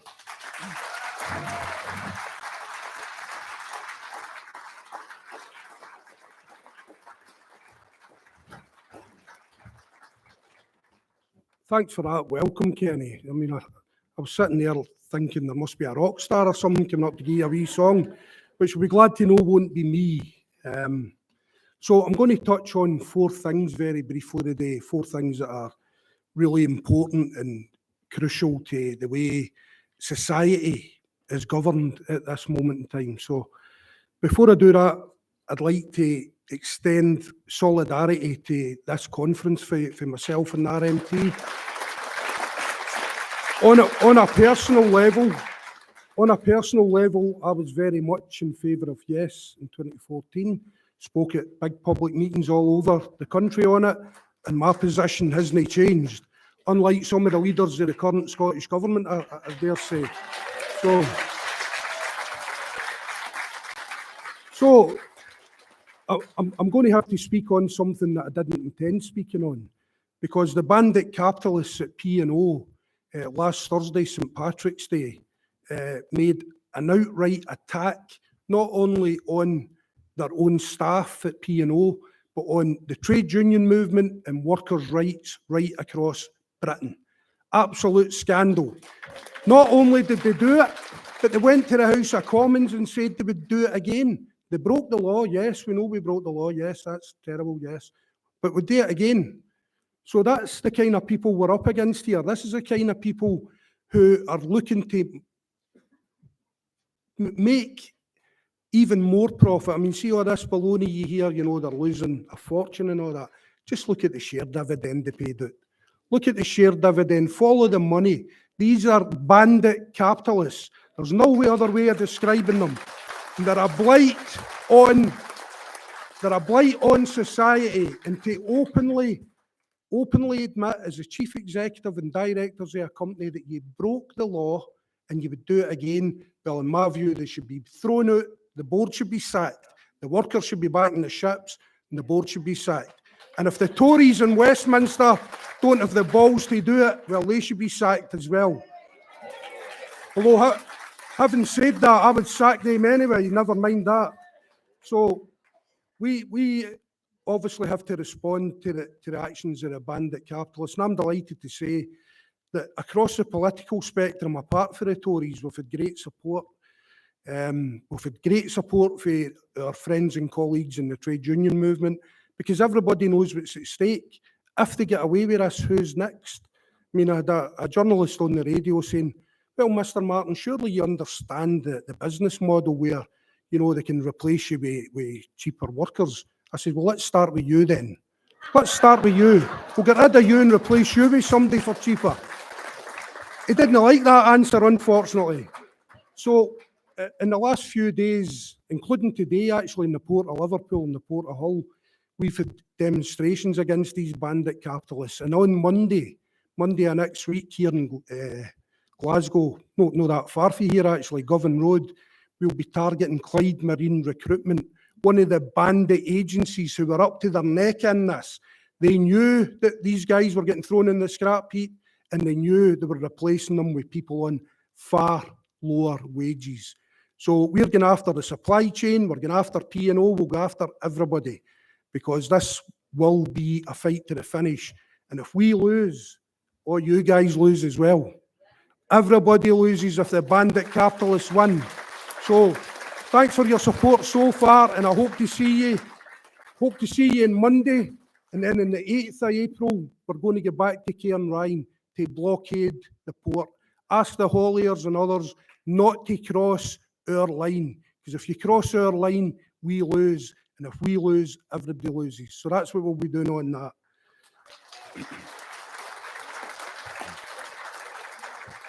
So now that I've gave you all that, I'll speak about what I was here to speak about. Yesterday, it's been a busy week. Yesterday we launched in Oban what we're calling a People's CalMac. CalMac to us, we organise CalMac along with some of the smaller unions. We organise the workforce. And CalMac is a great national treasure here in Scotland. And if it isn't, it should be. Now, we've came across a thing called Project Neptune, which is a Scottish government-inspired instruction to Ernst & Young to go and look at all options available. All options available, including unbundling and privatising CalMac. Now, the First Minister has stated in Parliament that that isn't their agenda. Well, I don't know what their agenda is. If it's not on your agenda, don't instruct anybody to go and look at it. Simple. I'm a simple guy. To me, that's simple. We don't want to privatise it, so that's not on the agenda. Don't look at that. It clearly is on the agenda. So we kick-started yesterday in Oban a campaign which we're calling a People's CalMac. And what that means is CalMac in public ownership, but with better governance. With islanders on the board and with trade unionists on the board, so that the company become reactive to what people need rather than what the current board think people need. I mean, we need new tonnage. We've got a couple of boats lying in Ferguson Marine that I think I'll be retired and long gone before they ever see a scrapyard somewhere, because I don't think they're going to ever be on the water, is my honest opinion. But we need new tonnage. Some of the CalMac vessels are beyond their working life. You know, they're no fit for purpose. I mean, I heard a wee bit of disability and what have you just as I come in. We have a big percentage of our population disabled. And not just at CalMac, other ferry companies that don't have the facilities for the unfortunate disabled people. So in 2022, going forward, every citizen should be looked after. It shouldn't be if you're able-bodied, you're all right. If you're disabled, just sit out there in the rain until we can get somebody to move you. Totally not on. So we're looking for proper investment. And I know money, they're going to argue the old thing, money's tight, and right, money's tight, but it's about political will, isn't it? It's about political will to get new ferries. The islanders are important, the island communities are important, the tourism trade is important. So if we don't provide the services for, first and foremost, the people, and then the tourists, and obviously from our perspective, the workers, they'll go elsewhere. And that'll be another opportunity lost. So that's a People's CalMac. We'll be pushing on that. As I say, it's a public ownership, but with the right investment and the right people running it. I mean, CalMac will probably say, I've got too much saying what goes on at CalMac at the moment. But they'll be wrong if they said that. I don't have anywhere near enough yet. So that's one of the things I wanted to talk about. One of the other things was, you'll all have seen on the news just the other week there, it was the Rail Accident Investigation Branch report into the Carmant, the Stonehaven derailment. Now, I've been heavily involved in reading the report and giving our view on life to RAIB and others. And what I've said to the Scottish Government, what I've said to Mr. Hines, the Managing Director of Scotland's Railways, and others is, if you cut train services or cut any kind of services, it's an inconvenience. But if you cut rail infrastructure budgets, which they're looking to do incidentally, do you know what you do? You put trains down the embankment. You kill people. That's what you do. So we're pushing very hard on that to ensure that the proper level of investment goes in, continues to go in, to weatherproof the railway infrastructure, because anybody that paid even a passing glance at the Carmant thing, that's what caused it. Rain. Rain caused a train to go down the embankment, kill 3 people and injure some of them very badly, 6 other people. That's what caused it. Rain. I mean, it's Scotland, but rains now and again. So the railway should be able to cope with that. And I'm not being flippant here. There was a very significant rainfall that morning in that area. But if it had been weatherproof resilience, the way we're demanding it should be, that probably wouldn't have happened. If the Carillion, talk about bandit capitalists, they're the first one. If they'd been project managed properly by Network Rail in the Stonehaven area rather than in Bishop Briggs, it probably wouldn't have happened in the first instance. But that's another failing. Network Rail at this time, I don't know if you're aware of this, are looking at cutting thousands of jobs all over Britain, frontline maintenance jobs. They're also looking at watering down the safety standards. They'll say they're not, and it's engineering management decisions. Absolute baloney. It's rubbish. It's cost-driven. And it's not even the Department for Transport. It's not even Grant Shapps. It's the Treasury that's driving it. Real budget cuts. And as I said at the start on this sector, if you cut rail infrastructure budgets, there is only one answer, and it's trains down embankments and people dying. Now, I'm not looking to be sensational or anything like that here. It's a simple fact. It's a simple fact. So we are doing everything we can with the Scottish Government, with Network Rail at a national level and on a Scottish level, and Transport Scotland, to say, you can't cut these jobs, you can't cut the investment, because if you do, you put trains down the embankment, you kill people. The other thing is ScotRail. As you know, from Friday, I think it is, ScotRail will be run by Nicola Sturgeon.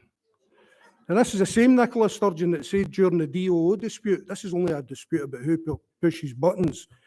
She pushed our buttons that day, by the way, I'll tell you that. Absolutely pushed our buttons. It just shows that ignorance of some of these so-called leaders when they can say things like that.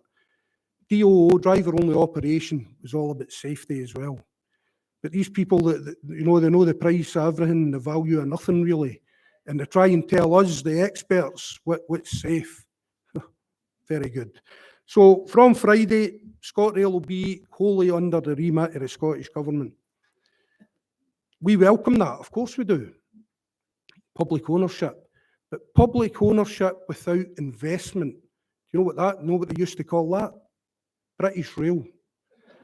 That's British. See if British Rail had got the same level of investment as all these profiteers have had since British Rail was privatised, it would have been the envy of the world. But it didn't get that. It would get starved of investment. It gets starved of everything. They cut the workforce right to the bone, and then they privatised it, and then they put money into it. Not for our guys, but for the shareholders.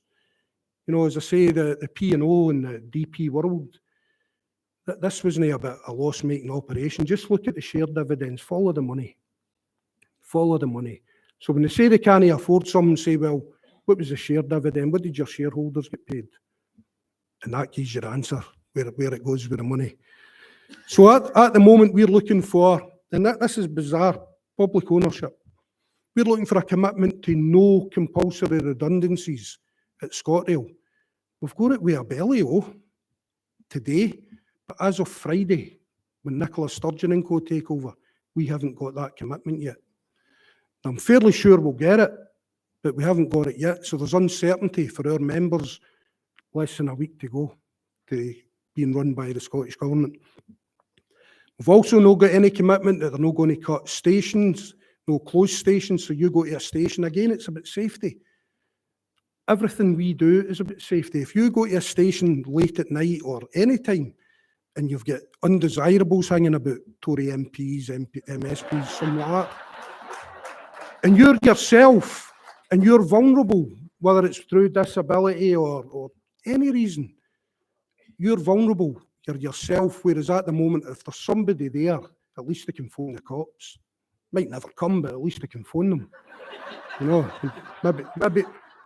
maybe be with the Tory MPs saying, this is terrible, all these demonstrations.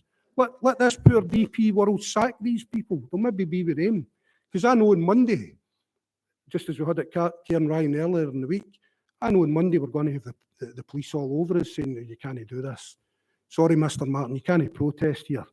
So these people in there can sack or be complicit in the sacking of 800 workers, but I can't go outside their office and tell them they're a shower of bastards. Guess what? Guess what? I'll be there. I'll be there with a megaphone telling them they're a shower of bastards. And by the way, that's not a swear word, because it's the only word that really describes them without getting into swear words. So that's some of the trials and tribulations of the RMT at the moment. But I'll tell you what, we're not going anywhere, because see, even before all this COVID stuff, Boris Johnson was deliberately tailoring employment law against workers. But I'll tell you what group of workers it was really against. Ours. It was really about ours, about hamstringing us, making industrial action ineffective. So many percent of your members must be there to provide a service. Now, what kind of industrial relations framework does that leave you? Where the boss hods all the aces, and even when you jump through all the hurdles, I mean, people think, you know, strike action, the workers stick the horn up and go out the door. It takes weeks. You need to give them 2 weeks' notice before you do anything. Or it takes weeks. So for workers being irate enough to lose wages through withdrawing their labour, to actually withdrawing their labour takes weeks. Didn't take P&O weeks. They just decide it. Andy Good, and I'll tell you something about Andy Good. Sorry, I'm going a bit of a rant here, none of this is wrote down. Andy Good, see the guy that sacked all these people? Andy Good was at Kilmac. I don't know if you know that. During the last phase of the Chiefs contract, Andy Good was brought in by Transport Scotland as an employment relations expert. I says, you don't need one of them, I'll do that. Get him out of here. And that is true. I told a government minister at the time that if they didn't get this guy out of Kilmac, we were going to be at perpetual war. He was there to destroy we had a good working relationship with Kilmac. He was there to destroy it. He was there to destroy the workforce. And really that would have been the start of a real privatisation agenda at Kilmac. So these people float about, being a bam pot here, to a bam pot there, to a bam pot everywhere. You know the old song about them. So that's where we are. I thank you again. I mean, I had a good conversation with some of the top table here before I come in. We're probably not on too long. Alex sitting saying, I wish he would shut up. So I'm going to shut up on this. I've been made to feel very welcome here. And if you invite us back, I'm sure we'll come back.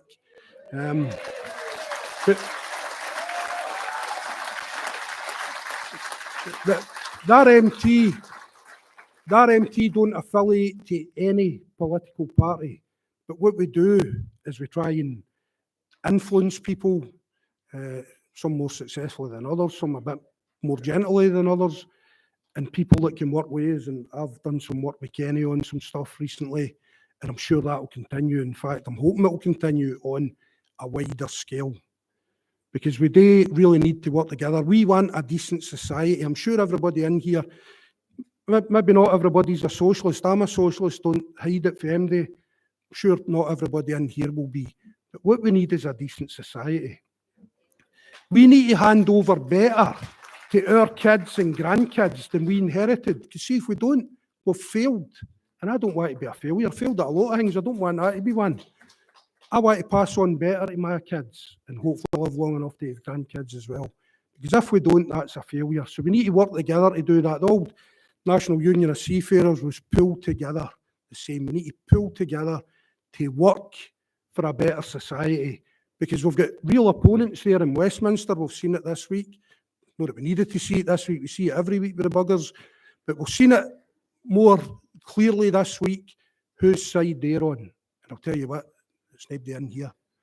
So we need to work together for the betterment of society, the betterment of Scotland, since we are here talking an independent support party.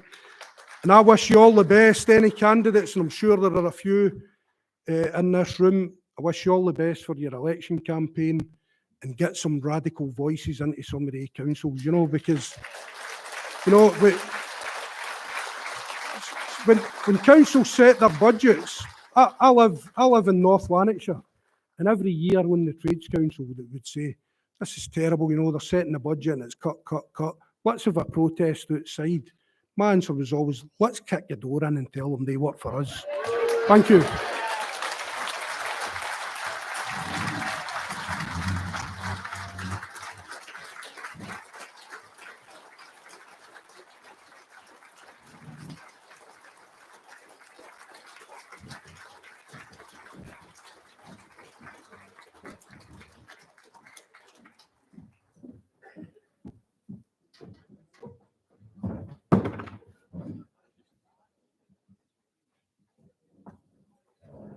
Thank you very much, Gordon. And I'm sure we can understand that if we had a Gordon Martin addressing every public meeting in 2014, I think Scotland would have overwhelmingly voted yes. And I'm sure I speak on behalf of conference when I say that we're more than happy to stand shoulder to shoulder with Gordon and the RMT members. And I would urge everyone to go and attend the protests, support the families, support the workers, and the bandit capitalists, as Gordon calls them. I think that's a phrase we should all start using, because that's exactly what they are. Just some housekeeping announcements before I hand you back to the chair. Of course, this is a campaign conference. We have a van load of leaflets for all of our LACUs outside. So if you're here on behalf of your LACU, please don't go home empty-handed, because we need to get all these leaflets back out to across Scotland. Our national organiser, myself, will be outside at the end of the conference, making sure you get them. So please go and make sure you pick them up, because Alexander Torrance, our staff member over there, I'm sure he will vouch that he doesn't want to lift them all back up the stairs again, because he was knackered last night. He says he needed 2 smokes after it. I gave him 3. So please, it's important, make sure you pick them up. Thanks very much, Chair. Much indeed. To Chris and to Gordon. Two further announcements. The raffle will take place at the end of today's proceedings. I know you're all super excited. And finally, the official Alba Conference Social takes place this evening. I've been told to say it's much better than the YSI evenings of old. So that should encourage you to grab a ticket. So please do. There's Glasgow LACU execs all around. Please do grab them and join us for the curry karaoke evening this evening. Now we move on to, we're slightly behind schedule, and we'll try and catch up if we possibly can, to our topical motions. And the first one, which you'll see on the screen, is on the humanitarian crisis in Ukraine. It's an Alba Youth motion to be proposed by Josh Robertson and seconded by Robert Reid. And I invite Josh Robertson to the stage. Thank you, Josh.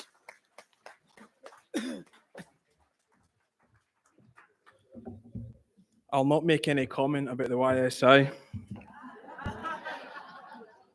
Oh, what a tangled web we weave when we practice to deceive. Conference, I'm sure we've all heard that famous saying from St. Walter Scott's epic and know the meaning behind it. That when you lie and act dishonestly, situations quickly get out of control. Unfortunately, politicians of other parties have a habit of forgetting or denying what they said. I mean, how could you be expected to remember who funded your new wallpaper? Or did you attend a COVID response meeting, or was it really a champagne reception? Therefore, we are all too savvy here to listen to what people say. Rather, we stick to the age-old adage, judge people by what they do, not by what they say. This motion conference holds account those who are saying one thing and doing another. On the 13th of November 2021, Vladimir Putin denied any possibility of a Russian invasion, claiming the warnings were alarmist. Yet conference at 4 a.m. on the 24th of February, the tanks rolled in and the missiles flew, unleashing untold devastation and suffering to the millions of innocent civilians who had the audacity to suggest that they determine their own sovereignty and the audacity to suggest that they determine their own country's sovereignty. So far, conference, Putin's liberation has destroyed schools, bakeries, maternity hospitals, and a theatre hosting 400 women and children, where sadly 300 perished. Take a look around you, conference. 400 tickets were sold for this event. Now imagine the walls falling around you and only 1 out of every 4 surviving. That's the horror befalling Ukrainian civilians as we speak. Conference, this resolution firstly calls on the UK government to do all it can to bring a ceasefire to Ukraine and end the ongoing brutalisation of the Ukrainian people and the removal of Russian troops from a sovereign and independent nation. Conference, I wish it was the only foreign ministers and politicians who said one thing and did another, but somehow we are still chained to Westminster and the lies that follow. As Boris Johnson was parading around proclaiming that the UK was leading the sanctions against Russia, here is what was actually happening during his premiership. The Tory party accepted over £1.9 million in donations from Russian interests. It's no coincidence that oligarchs such as Mr. Yuzmanov can still use their yachts or £82 million London mansions, which, as Mr. Yuzmanov's representative gleefully boasted, were long ago transferred into irrecoverable trusts. Conference, the Economic Crime Bill is a good start, but is merely papering over the cracks, closing the stable door after the horse has bolted. To properly discover hidden assets and undisclosed trust funds, Companies House needs to be reformed. Not in July, not in August, but now. And not just to sanction hidden Russian assets, but hidden assets and tax avoidance schemes of the wealthy and the ultra wealthy. In the hard times to come, it must be a share for everyone to take on the burden and not just those who can't afford it the most. Another statement by Boris last week drew international outrage. The audacity to compare his Brexit campaign to the struggle and suffering of the Ukrainian people. Conference, we won't be so crass as to compare our struggle for independence and the right to self-determination as the plight in Ukraine. Our struggle has and always will be a democratic one. However, the situation in Ukraine can and does highlight the challenges that Scotland faces and how our hands are tied behind our back. It was reflecting on this conference that I was reminded of the first Indie March that I attended in the late 90s. Hopefully you all don't feel too old with it. As a young Gaelic speaker, I was thrilled to hear the chants of Alba Gubra surround Bruce's monument. Excited by the prospect of my newfound Gaelic pals, I set off to speak to as many as I could, only to hear from the fourth or fifth person, "Wee man, what are you saying?" It was then that I realised that the only saying they knew was Alba Gubra. And friends, I'm not going to begrudge anyone whose only Gaelic is promoting Scottish independence. But let me share another saying in Gaelic. Clown na cococh.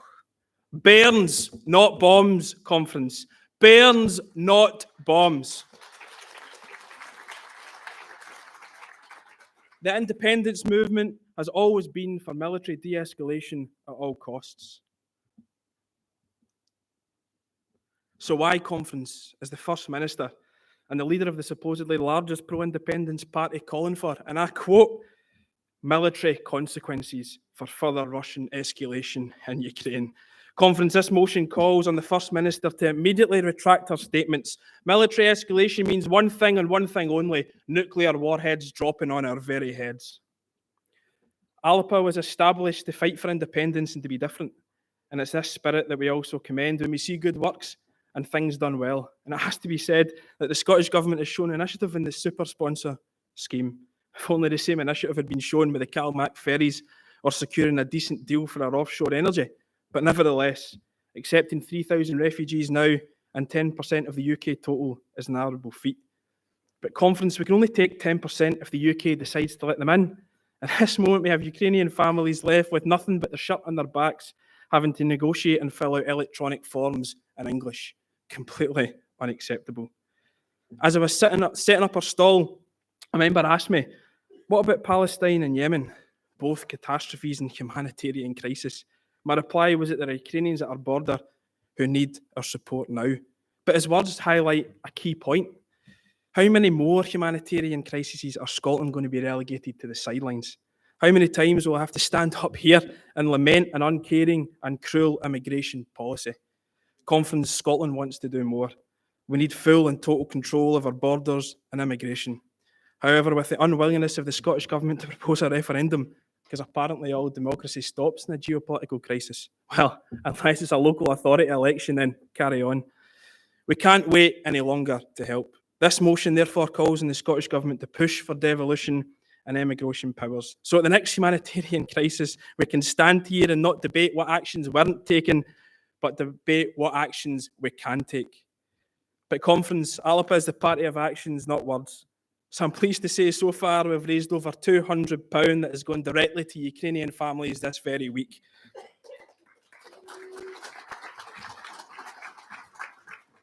We've done the hard bit, Conference.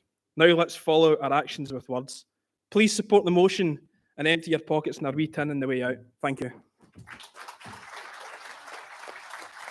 Thank you very much indeed, Josh. Before I call the seconder, can I ask that the motion be put up on the screen, because the member has rightly said there wasn't enough time to read it and the writing wasn't large enough. So given that we've seen a little bit of Robert, I'm sure you won't mind, Robert, if we keep the motion on the screen rather than looking at your lovely face. Keep my face so out of the it, members more can see the motion. Aye. Well, welcome Robert Reid to second the motion. Okay. I, like Josh, appreciate the conference committee allowing us to bring this topical motion to the floor today, because it really is such an important motion to discuss. What's happening in Ukraine currently is quite unbelievable. A war in Europe in the 21st century. It should never have been allowed to happen. I hope I speak on behalf of everyone in this party when I say we stand squarely behind those brave men and women who have stayed to defend our country. That is for those who have stayed behind. But what are we doing for those who have fled? Women, children, the elderly, the vulnerable. Unfortunately, they're at the mercy of the UK Home Office, the home of the hostile environment, headed by potentially the worst person that could have been chosen to fill that post. It dumbfounds me to think that Priti Patel's parents were refugees to the UK. If they were met with the same callousness that she operates with, then they would have been turned away and Miss Patel wouldn't be in the place she is today. This motion also rightly notes with concern the First Minister's comments about keeping military action on the table. It was quite a jaw-dropping moment. In one interview, she had backtracked on what our national movement has always been against. Not even Joe Biden is arguing that we should keep a no-fly zone on the table, because everyone knows what that entails. Saying it once was careless, but doubling down on it was outright stupid. Scotland's a caring, compassionate nation, one that, if independent, would throw open our doors to those in need. This debacle highlights more than ever why Scotland needs to be an independent country. I decry any pro-independence supporter that believes that events unfolding in Ukraine are a reason for us to pause. They are a reason for us to accelerate towards independence. An independent Scotland would support refugees and work around the table with the international community. Please show that we are a party are against the illegal invasion by Russia, and we are in support of the Ukrainian people. Please support our motion. Thank you. Thank you very much indeed. And I have no cards in against, but maybe because people haven't had time. So I'm happy to take a vote if conference wishes. So all those in favour of the topical motion, please raise their hands. All those against, thank you very much indeed. Duly carried. We now move to our second topical motion, entitled beautifully Women and Girls. And to propose the motion, I'd like to invite Heather McLean, one of our council candidates, to be seconded by Laura White. Heather McLean, welcome.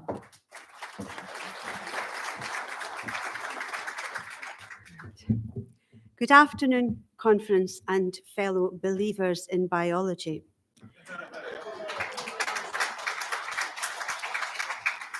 Alba believes that the Government Gender Recognition Act Reform Bill, as currently proposed, is ill thought out and will have negative consequences for the safety, dignity and privacy of women and girls, and the bill has been introduced without proper consultation.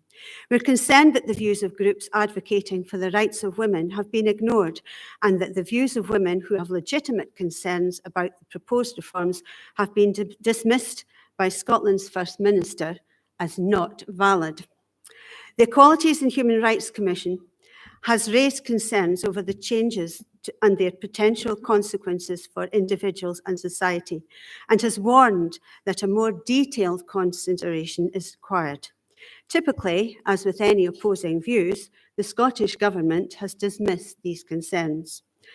Alba congratulates the campaign group for Women Scotland on their legal victory, which now defines in Scots law that a woman is a biological female of any age and asserts that protected characteristics are separate and of equal value. But it is a great concern that the government's ideology-driven mistakes defending the indefensible leaves the Scottish taxpayer once again with a substantial legal bill. The Scottish Government's obsession with gender ideology permeates every aspect of Scottish society, and nowhere is this more concerning to me than the effect on our children in Scottish schools. The Scottish Government is persistent and determined to introduce gender ideology and gender-neutral toilets in our schools. They are fully aware that mixed-sex toilets are not legal in Scottish schools. The law that applies is the School Premises Scotland Regulations 1967, which states that half the accommodation shall be for boys and the other half for girls. There is no provision for unisex, mixed sex or gender neutral facilities. This is also supported by the 2010 Equality Act, which protects the existing right of girls to single-sex provision and services, including single-sex toilets and changing facilities. Despite clear legislation on the requirements to provide single-sex facilities in schools, many local authorities in Scotland are replacing these with gender-neutral mixed-sex facilities without prior consultation with pupils, parents or school staff. This is being done with no regard to safeguarding measures in place or the psychological and physical impact on both male and female students who are forced to share facilities, especially at a time of students' lives when they're experiencing puberty and all the vulnerability that puberty brings. Concerns that have been voiced by head teachers and staff, and despite these concerns, there is no collaboration with parents in order to raise parental awareness of the situation. As a teacher who believes in and adheres to the principles of GIRFEC, getting it right for every child, I consider it of paramount importance that good relationship and a bond of trust exists between the school staff, parents and children in my charge. School staff are all trained in child protection, and protecting the child is paramount in all situations. The new LGBT schools guidance states that a child or young person making decisions regarding gender is confidential within the school context and should not therefore be discussed with parents. Any teacher and member of staff would be highly uncomfortable keeping secrets from parents, especially one which would have a significant impact on the child and their family life. And surely keeping a secret such as this will break the bond of trust between home and school. Support needs to be done in partnership with home, school and other appropriate agencies, including the medical profession. As Alba Party councillors elected in May, it will be our responsibility to ensure the safeguarding of Scotland's children, who are 1/3 of our population and all of our future. Alba believes that the progression of the GRA reform bill should be paused in order to protect the rights of all. Future reforms to this legislation should be informed by a citizens' assembly conducted in a respectful, sensitive and positive way on how best to reform the gender recognition process in a manner where the rights of women and all protected characteristics are given equal consideration. Please support the motion. We are all equal in Scotland.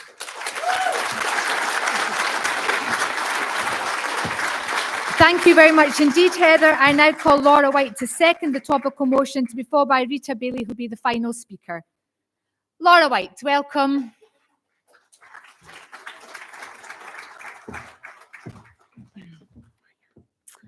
Conference. Scotland's women and girls are being abandoned by the very government responsible for protecting them.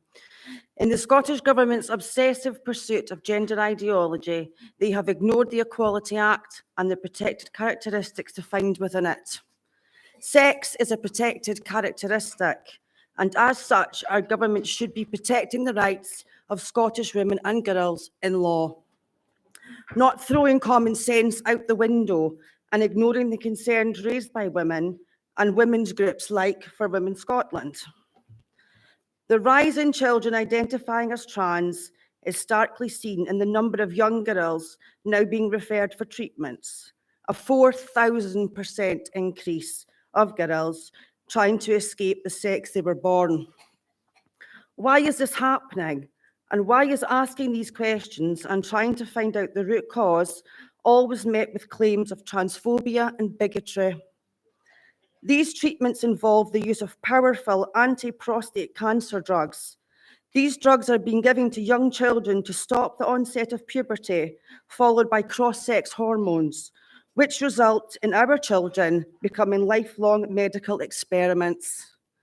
The full picture of the physical and psychological impact of these treatments will only be realised in many years to come. Years of waiting will be too late to help the ones already damaged and left with debilitating illness because of these treatments. It should never be acceptable in Scottish society for our girls to have double mastectomies performed on them whilst under the age of informed consent.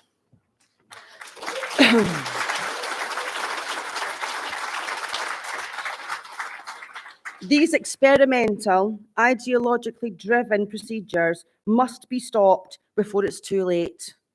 European countries now, such as France and Sweden, are now pausing the affirmation policy as growing numbers of brave detransitioners are now publicly speaking up. They are now shining a light on the medical issues they are facing, the totally inadequate levels of mental therapy provided to them, commonly citing they were given these puberty blockers and cross-sex hormones without proper assessment of their mental health. Scottish women are now being treated like a subclass of their own sex in the name of inclusivity. Their own First Minister, a feminist to her fingertips, dismisses their concerns as invalid. Sex is a protected characteristic under the Equality Act and must be afforded the same respect as all other protections under the law. Sex is immutable, and human beings cannot change their sex. This gender ideology is not based in material reality. Women being told to be kind and to be quiet, this must stop. Predatory males will abuse this self-ID system, and women will be the ones that once again pay the price. It's already happened. There are intact males being housed in the female prison estate within Scotland, with female prisoners given no option to object without fear of repercussions against them. These women prisoners, many of whom have suffered traumatic experiences, domestic abuse, sexual assault, are now being sacrificed and made to accept convicted male sexual offenders into their shared spaces. It should shock us all that this is happening right now in Scotland. Alternative accommodation must be found for anyone that identifies as trans in prison. Women cannot and should never be the scapegoats of these inclusive policies.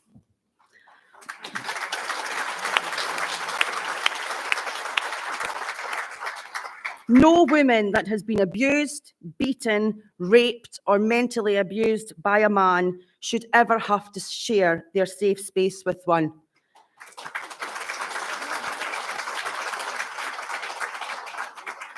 Exclusions are legally enforceable. Women are legally entitled to single-sex spaces away from male bodies, and these charities, council, and government-funded facilities should be made to comply with the law as it now stands. Gender ideology should never be the foundation on which services are provided. Biological reality must be recognised in meeting the needs of the people that require access to these services. The Scottish Government have abandoned women and girls. Alba will always stand up for their hard-won rights and protections. Too many women fought for too long to gain us those rights, and we will never give them up and never betray our future generation of women to come.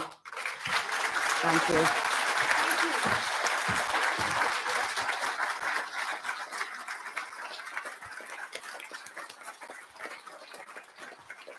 Thank you, Laura. Now to our final speaker to close this debate, Rita Bailey. You here, Rita?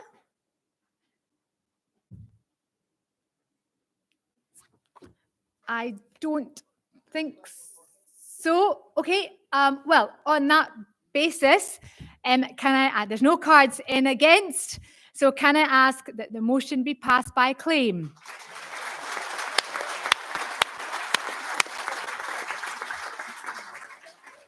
We now move to the final topical in which I have a personal interest, so I'll pass the chair over to Corrie Wilson. Thanks, Taz. So the next topical motion and the final one is on the Wee Alba book, and I would like to invite the mover, Tasmina Ahmed-Sheikh, to move that motion, and it will be seconded by Hamish Bernal.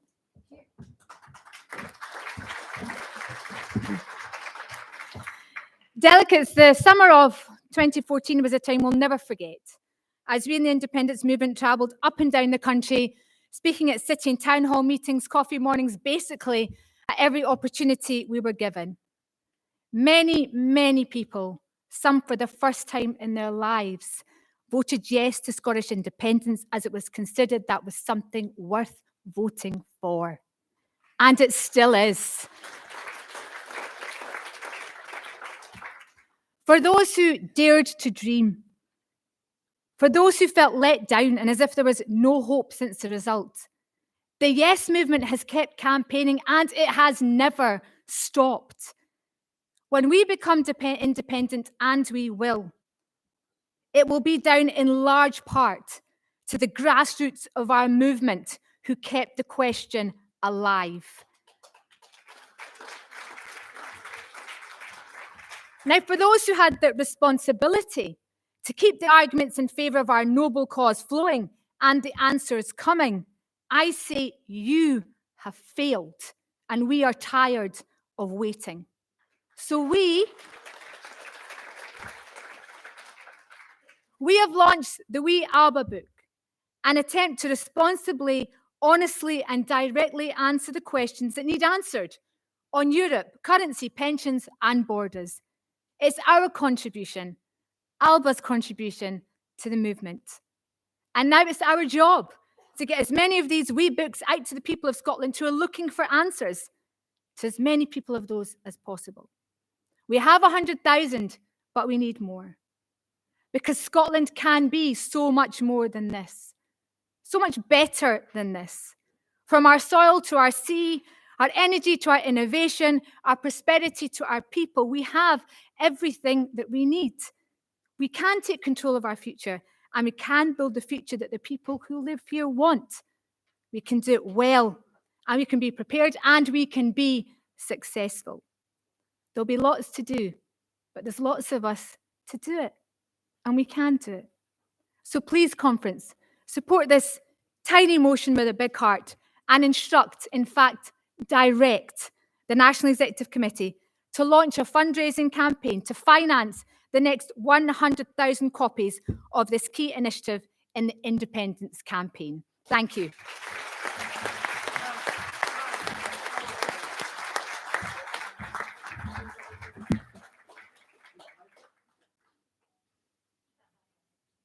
Thank you. Thank you, Taz. I'd like to invite Hamish Bernal up, who's going to second the motion. Fellow delegates, Taz mentioned in her introduction to the motion that heady time in 2014, in the spring and summer, when a great spirit swept our land. It was due in large measure to our leadership, Alec and others, but no small part was played by the Alba book, the Wee Blue Book. And at that time, fellow delegates, I'm sure you, like me, were out in the doorsteps using that Wee Blue Book to convince the Switherers and move them to yes. We now have the Wee Alba book. It will give us the ammunition as we go out onto the doorsteps, as we must, to convince those unconvinced to move to yes. We have a great opportunity to rekindle that spirit of spring and summer of 2014. We can rekindle that spirit. Fellow delegates, we must rekindle that spirit, because no other political party is going to do it.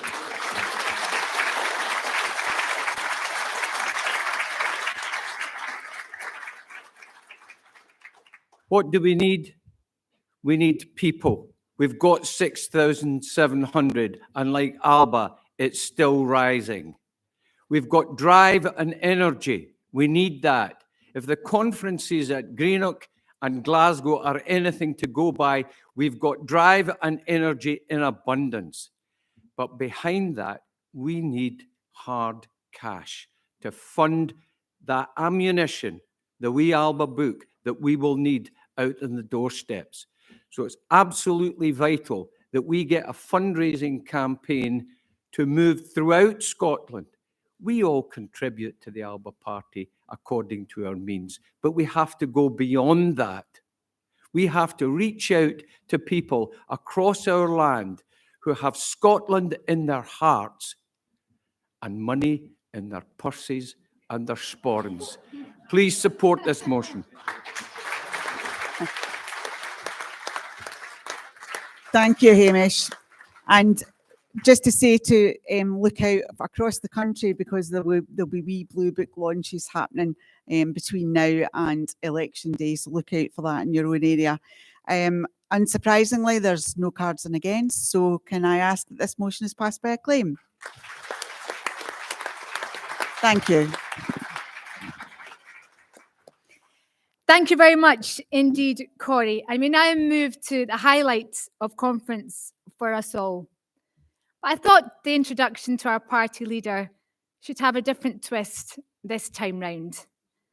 And to that end, I would like to invite one of our candidates, in fact, the candidate for Coatbridge West and in North Lanarkshire, to introduce our party leader. Please welcome delegates Robert Slavin.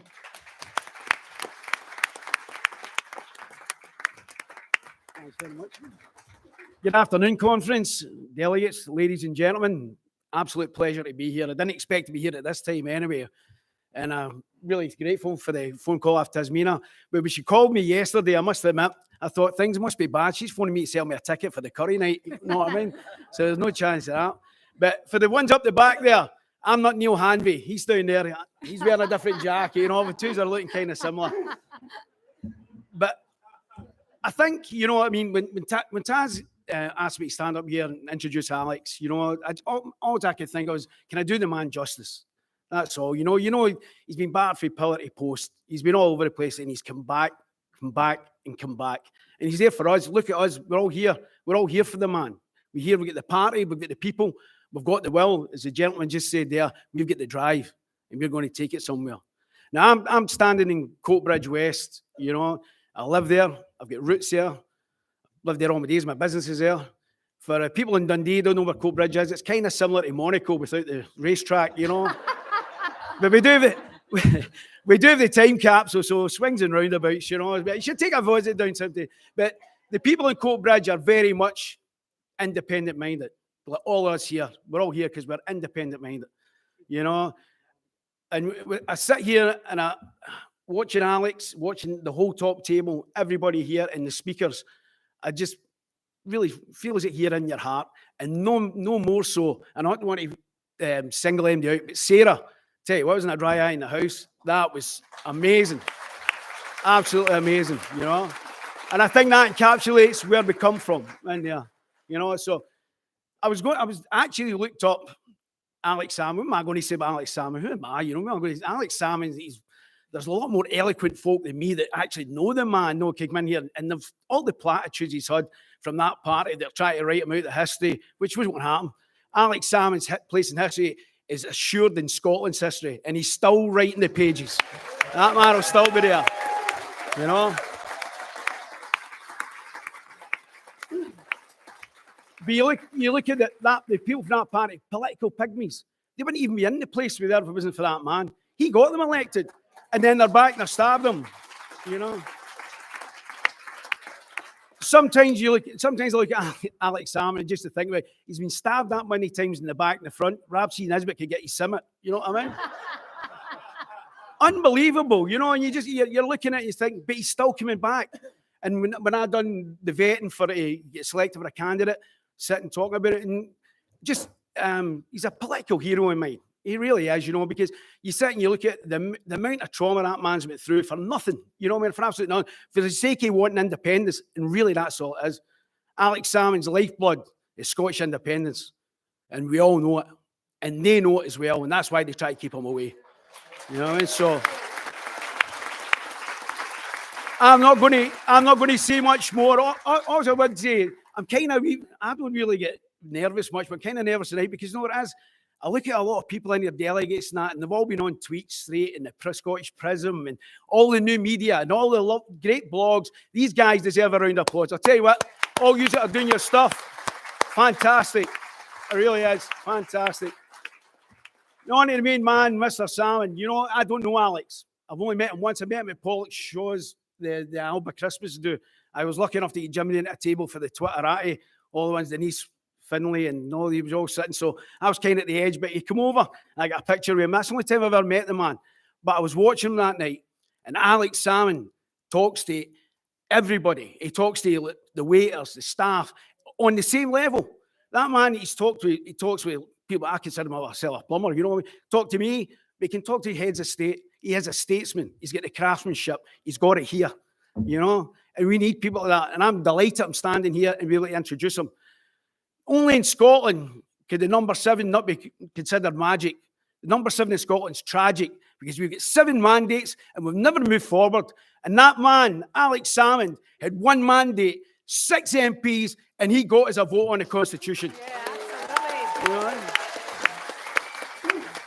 And I don't think there's another person or anybody without in Scotland anywhere would argue the point. If Alex Salmond was still First Minister, we'd be independent just now. He would take every chance he'd have got us there. Well, I'm not going to carry on because I'll tell you what, guys, the time is moving on, and I just want to get the great man in because I know we're going to give him a rousing applause. Mr. Salmond, whenever you want, the floor's yours.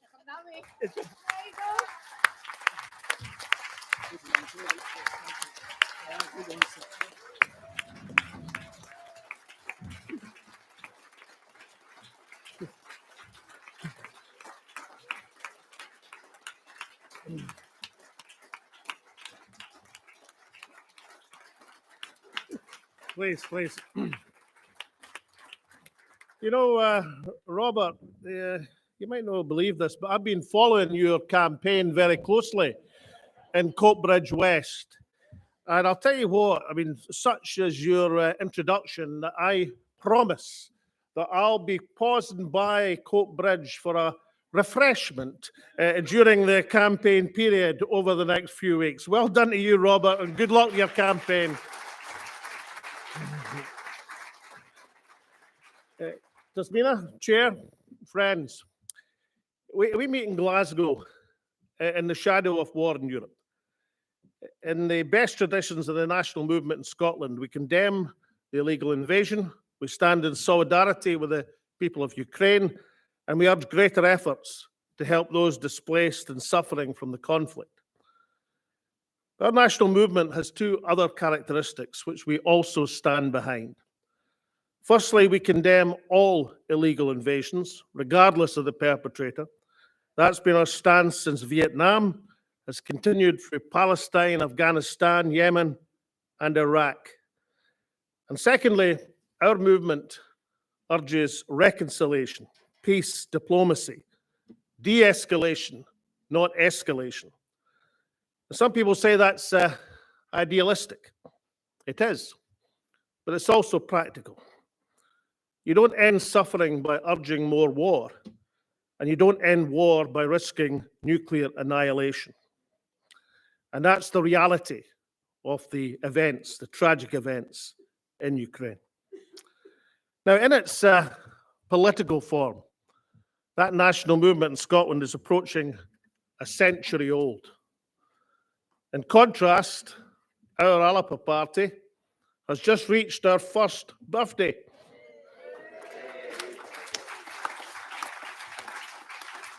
And looking at the strength and the commitment of this spring conference, the excellent chairing, the enthusiasm of the delegates, the wide range of motions, the first fraternal address from a trade union leader in the history of the Alba party, Gordon.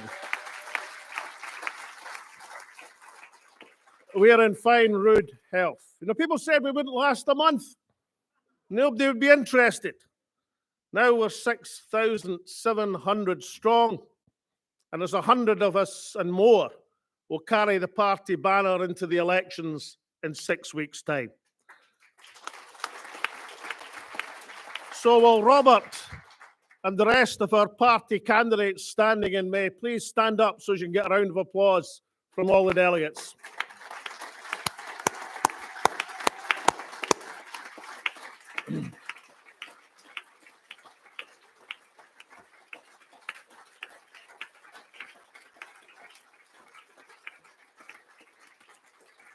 Now, these are diverse candidates, women and men, representing the best and, crucially, all of Scotland. And they're brought together to be the spearhead of our campaign by key beliefs. We believe in the urgent necessity of independence for our country. We believe that ordinary Scottish families must be properly protected from the most savage squeeze in living standards for the last half-century. And we believe that the search for equality should not jeopardise the hard-won rights of women to single-sex spaces. And our core belief, independence for our country, not as an aspiration for the future, not something for the hereafter, but something for the here and now. You know, delegates, one thing I thought I would never see. I never thought I'd see a BBC presenter hounding a Scottish First Minister about when she would hold an independence referendum. And yet, that's exactly what happened with Nicola Sturgeon and Sophie Raworth earlier this year. Painfully, and for any real independence supporter, it was painful. The BBC's Sophie Raworth went through the occasion since 2014 when the SNP have promised an independence referendum and then failed to deliver. There have been 5 national elections in Scotland since the first independence referendum. In each of them, the parties of independence have won a majority of seats. In last year's Scottish election, it was both a majority of seats and, thanks to Alba's small contribution, a majority of votes as well. And in all that time, in all these mandates, nothing has happened. There's been absolutely no doing. Now, delegates, there was an old miners' leader in Scotland called Abe Moffat. Before my times, therefore before the time of just about everybody in this hall, and Abe was, along with his brother, was a key leader of the National Union of Mine Workers in Scotland before Mick Maggie. And Abe was famous that during industrial relations with the coal board, the press would be anxiously waiting outside the hotel to see if there had been a breakthrough. And in deadlock negotiations, Abe used to summarise it by saying, "There's nought doing. There's naething doing." Well, there's been naething doing on independence over these last 8 years.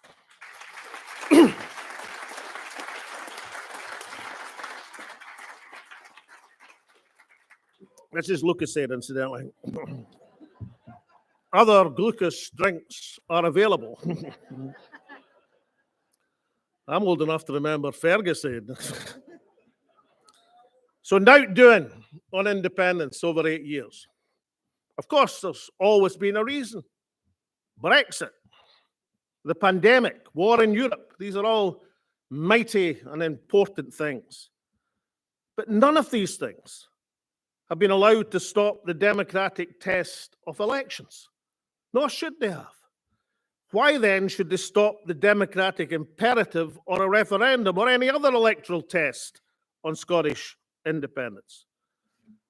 And that's why we've finally reached this ridiculous position of the BBC baiting the First Minister as to when the SNP will fulfil its contract with the people. In my time as First Minister, the BBC were always suggesting I was obsessed with independence. Now they're demanding to know when the SNP is finally going to get on with it. Well, I think Alba can answer the question as to how best to get on with the process of democracy and independence for Scotland. 2 things are necessary to make and win the independence case. And in both of these, the work of Alba is instrumental. First, the case, the argument has to be refurbished for the modern age. The world has changed since 2014. And that's why we've released today the Wee Alba book to answer the questions on Europe, on currency, borders, finance, questions which the people are thirsting for answers. This, the Wee Alba book. Not just the Wee Alba book, of which delegates here get 2 copies, but the special conference edition. Now, given there's 100,000 of these books, I cannot claim that they're going to command a huge price on eBay, because 100,000 is a substantial number, and that's only the first edition. I'd merely suggest that the special conference edition of 1000 may be a different matter entirely. So make sure you didn't get cheated as you leave your hall and get your wee Alba book. The second copy, incidentally, is for you to sign up another Alba member. This is not an Alba manifesto. It deals with a subject which is too important for the confines of one political party's policy. It's a common sense conversation on the fundamentals of the independence case. If the SNP had been serious about independence, they would have been serious about the issues in this book. That's the reason why Alba is necessary. Indeed, it's 100,000 reasons why Alba is necessary. One each for every copy of the first edition of this book. And as I say, that's just the first edition. I saw a topical motion on the agenda today instructing the NEC to launch a fundraiser for the next edition. Let me just mention in Alba, every penny of the fundraiser will go to advancing the cause of independence and nowhere else.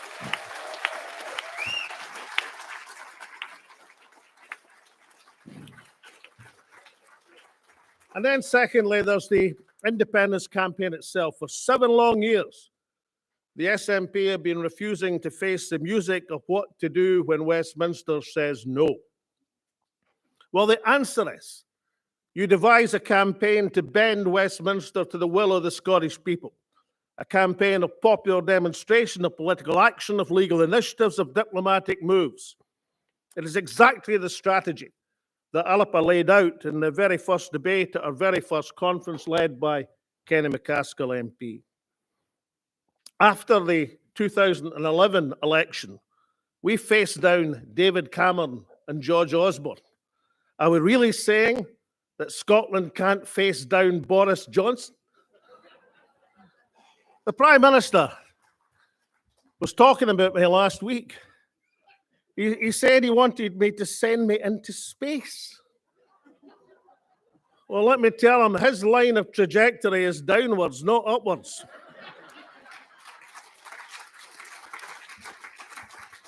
Boris Johnson doesn't even command the confidence of the Scottish Tory leader, the ridiculous Douglas Ross. We're at Hampden Park. Douglas Ross is the first referee to rescind a red card without the benefit of VAR. Boris Johnson, living proof that the road to hell is paved with bad intentions. Now, as we explain in the Wee Alba book, the case for independence stands on its own merits, the right of a nation to self-determination. But getting rid once and for all of the Johnson Tory gang is certainly an added incentive.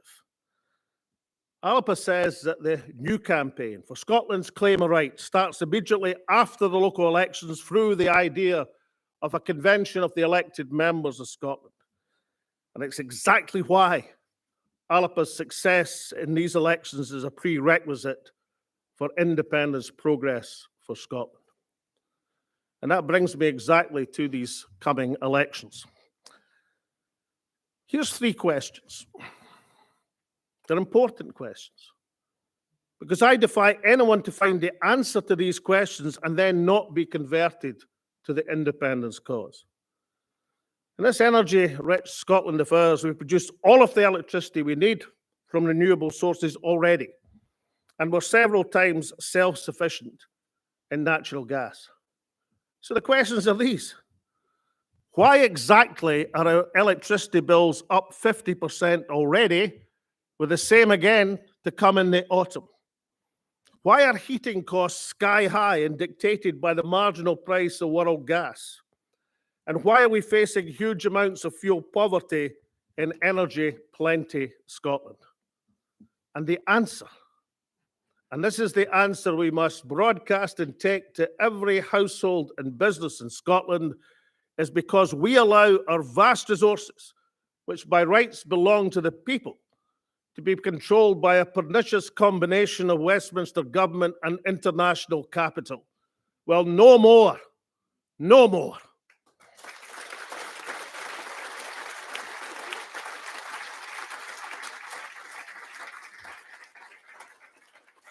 So instead of closing down the North Sea, as bizarrely advocated by the SNP Green government, Alba say, let's make every consented field invest in carbon capture as a condition of licence approval. Let's manage our resource in a way compatible with the future of our planet. And instead of the great billion-pound giveaway to foreign capital of our offshore wind licences, which Kenny McCaskill expanded on this morning, which in time these wind licenses could produce up to 5 times, perhaps even 10 times our own electricity needs, then let's take a public share in every single field.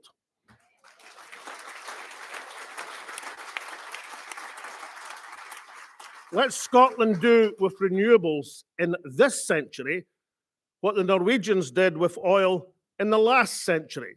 Let's make renewable energy in Scotland the people's energy.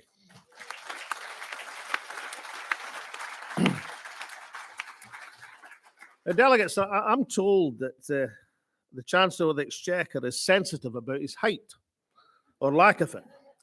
Apparently, the Prime Minister deliberately appoints tall junior Treasury ministers to make his own Chancellor feel inferior.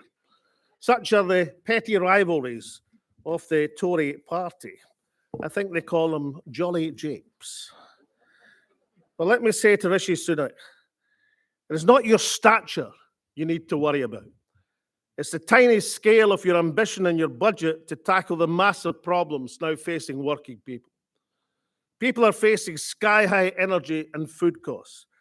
Average fuel bills are heading to 2,000. That's about 1/4 already of the average state pension.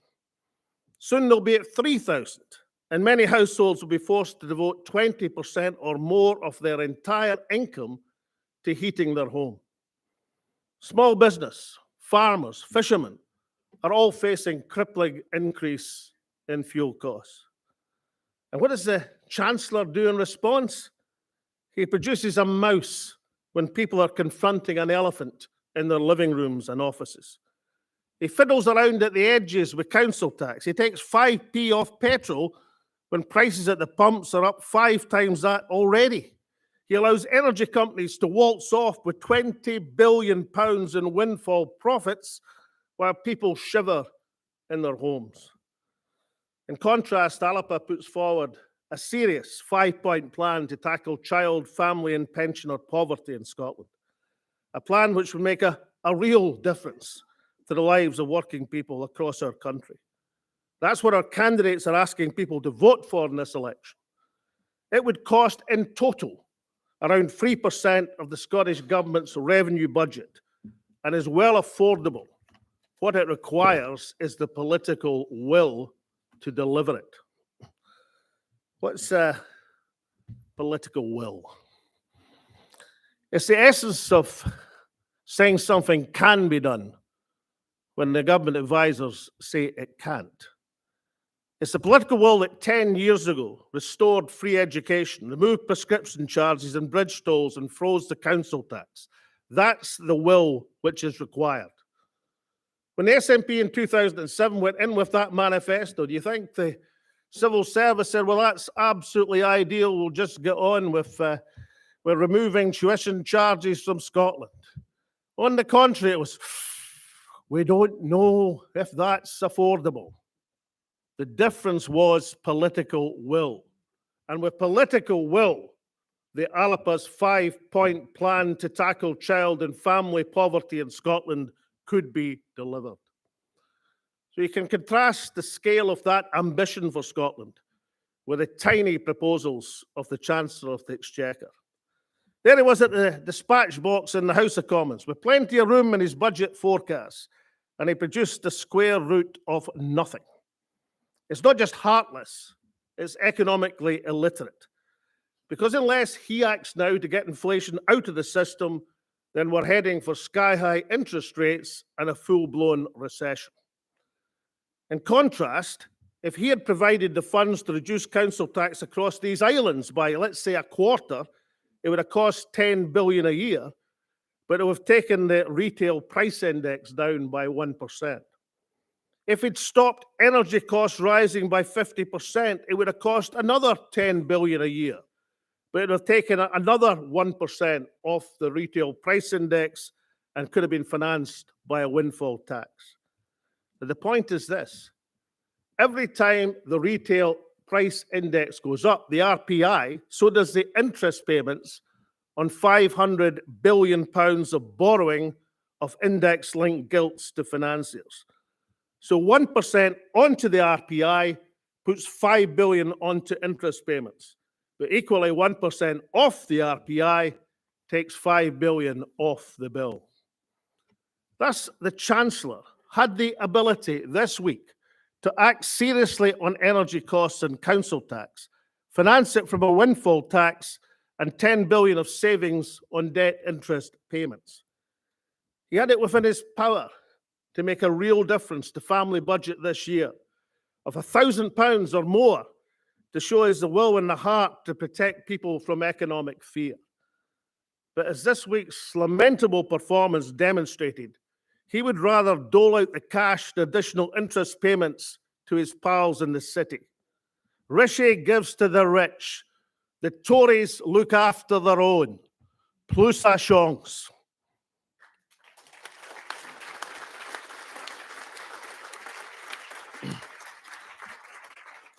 There is a further reason why Scotland needs Alba now. As First Minister, I pursued a strategy which sought to persuade people to independence on the basis of good governance of the devolved Parliament. Our unionist opponents were frightened of it. In fact, they were terrified by it. You may remember Lord George Foulkes once whined on the radio that the Scottish Government were creating a position where services in Scotland were manifestly better than they were south of the border. When the bemused interviewer said, "But isn't that what they're meant to be doing?" Foulkes replied, "Yes, but they are doing it deliberately."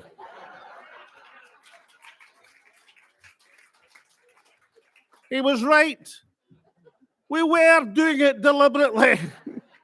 I wanted to create a situation where even the most hostile critic of independence, like Lord George Foulkes, was forced to concede the competence of the Scottish Government. Now we've moved to a position where even the most ardent supporter of independence know that the SNP Green administration is becoming both incompetent and accident-prone.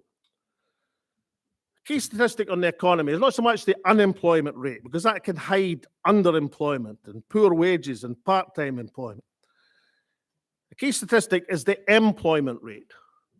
For generations, this key figure lagged in Scotland behind the UK average. Then Scotland overtook the UK, and in the years up to 2014, we opened up a gap, totally confounding the doom-mongers in Project Fear, as employment in Scotland increased as we approached the referendum. Now, unfortunately, we lag the UK once again. Our education and health service have both suffered grievously from the pandemic, despite the heroics of the staff, but both were struggling, as we know, before the pandemic started. We're still in the grip of a deadly virus, where last week's 1 in 11 Scots were infected. But the public health monitoring of it is effectively coming to an end. From the 18th of April, free lateral flow tests will no longer be available to the general population. It will be the first pandemic in history apparently brought to a conclusion by the simple expedient of ceasing to count the cases. We invented public health policy in Scotland. The pandemic has shown just how far our capability has sunk. And then, as we've heard, there's the ferries fiasco. When you bring together one of Scotland's greatest industrialists with a track record of success, and join that with a fine shipyard workforce at Ferguson's, then that should work. If it doesn't, then it should tell you something about how the ships are being commissioned. just like the constant design changes caused so much chaos in the building of the Scottish Parliament all these years ago. And who's responsible for this madness? Well, according to SNP special advisors, it's anyone who's no longer around to defend themselves. The Scottish Government have gone from being able to build the greatest civil engineering project in Scottish history, the Fourth Crossing, within 10 weeks of schedule and £245 million under budget, to not being able to supply our island communities with ferries. I've heard it said that the Green Party were ushered in the door of government with no reference to the Scottish people. Then that day, common sense went out the window. But in fairness, there were problems developing with competence long before that. The key point is this: we mustn't lose the people to independence because the current administration has lost its way.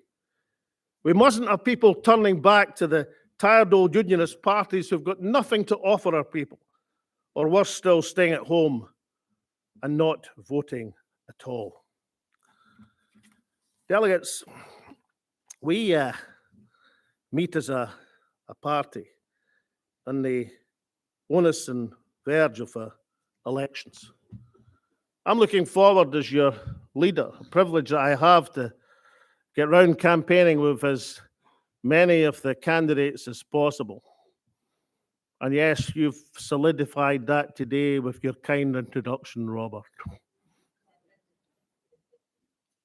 Our party leadership will be engaged in the campaign trail, and we do it because we know it's vital to Scotland that Alba makes progress. We'll be holding town hall meetings, the length and breadth for the country, with the wee Alba book. We haven't had much opportunity for town hall meetings these last year for very obvious reasons. We'll be taking every chance to hold the meeting, not just in this election campaign, but throughout this coming year. Thanks to the work of Denise Finlay, many of these meetings have already been arranged. For example, I've agreed to do a meeting at the invitation of Lisa Keogh in Arbroath on the 6th of April. You'll recognise the symbolism of that date.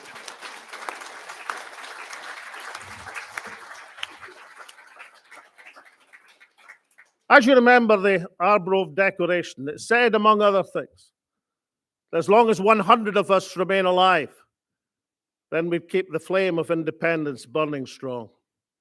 Well, we have more than 100 candidates in this election.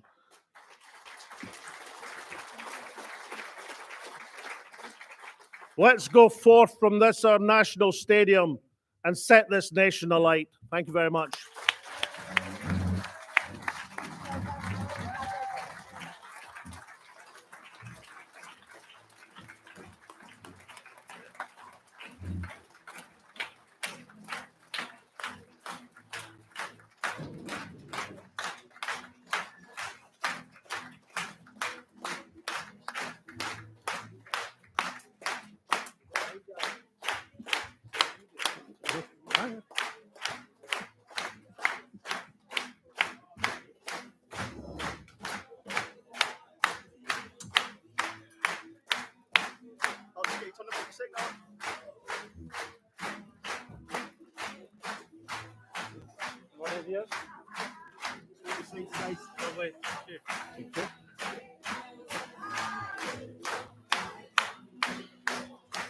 Okay.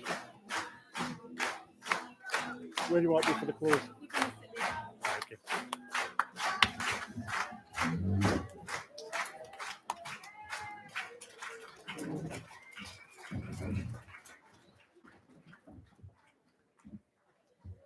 Thank you very much indeed, Alex. Now, before we finish with our raffle draw, which there are 13 tickets, we're at Hampden, and it's appropriate, therefore, that we close with some music.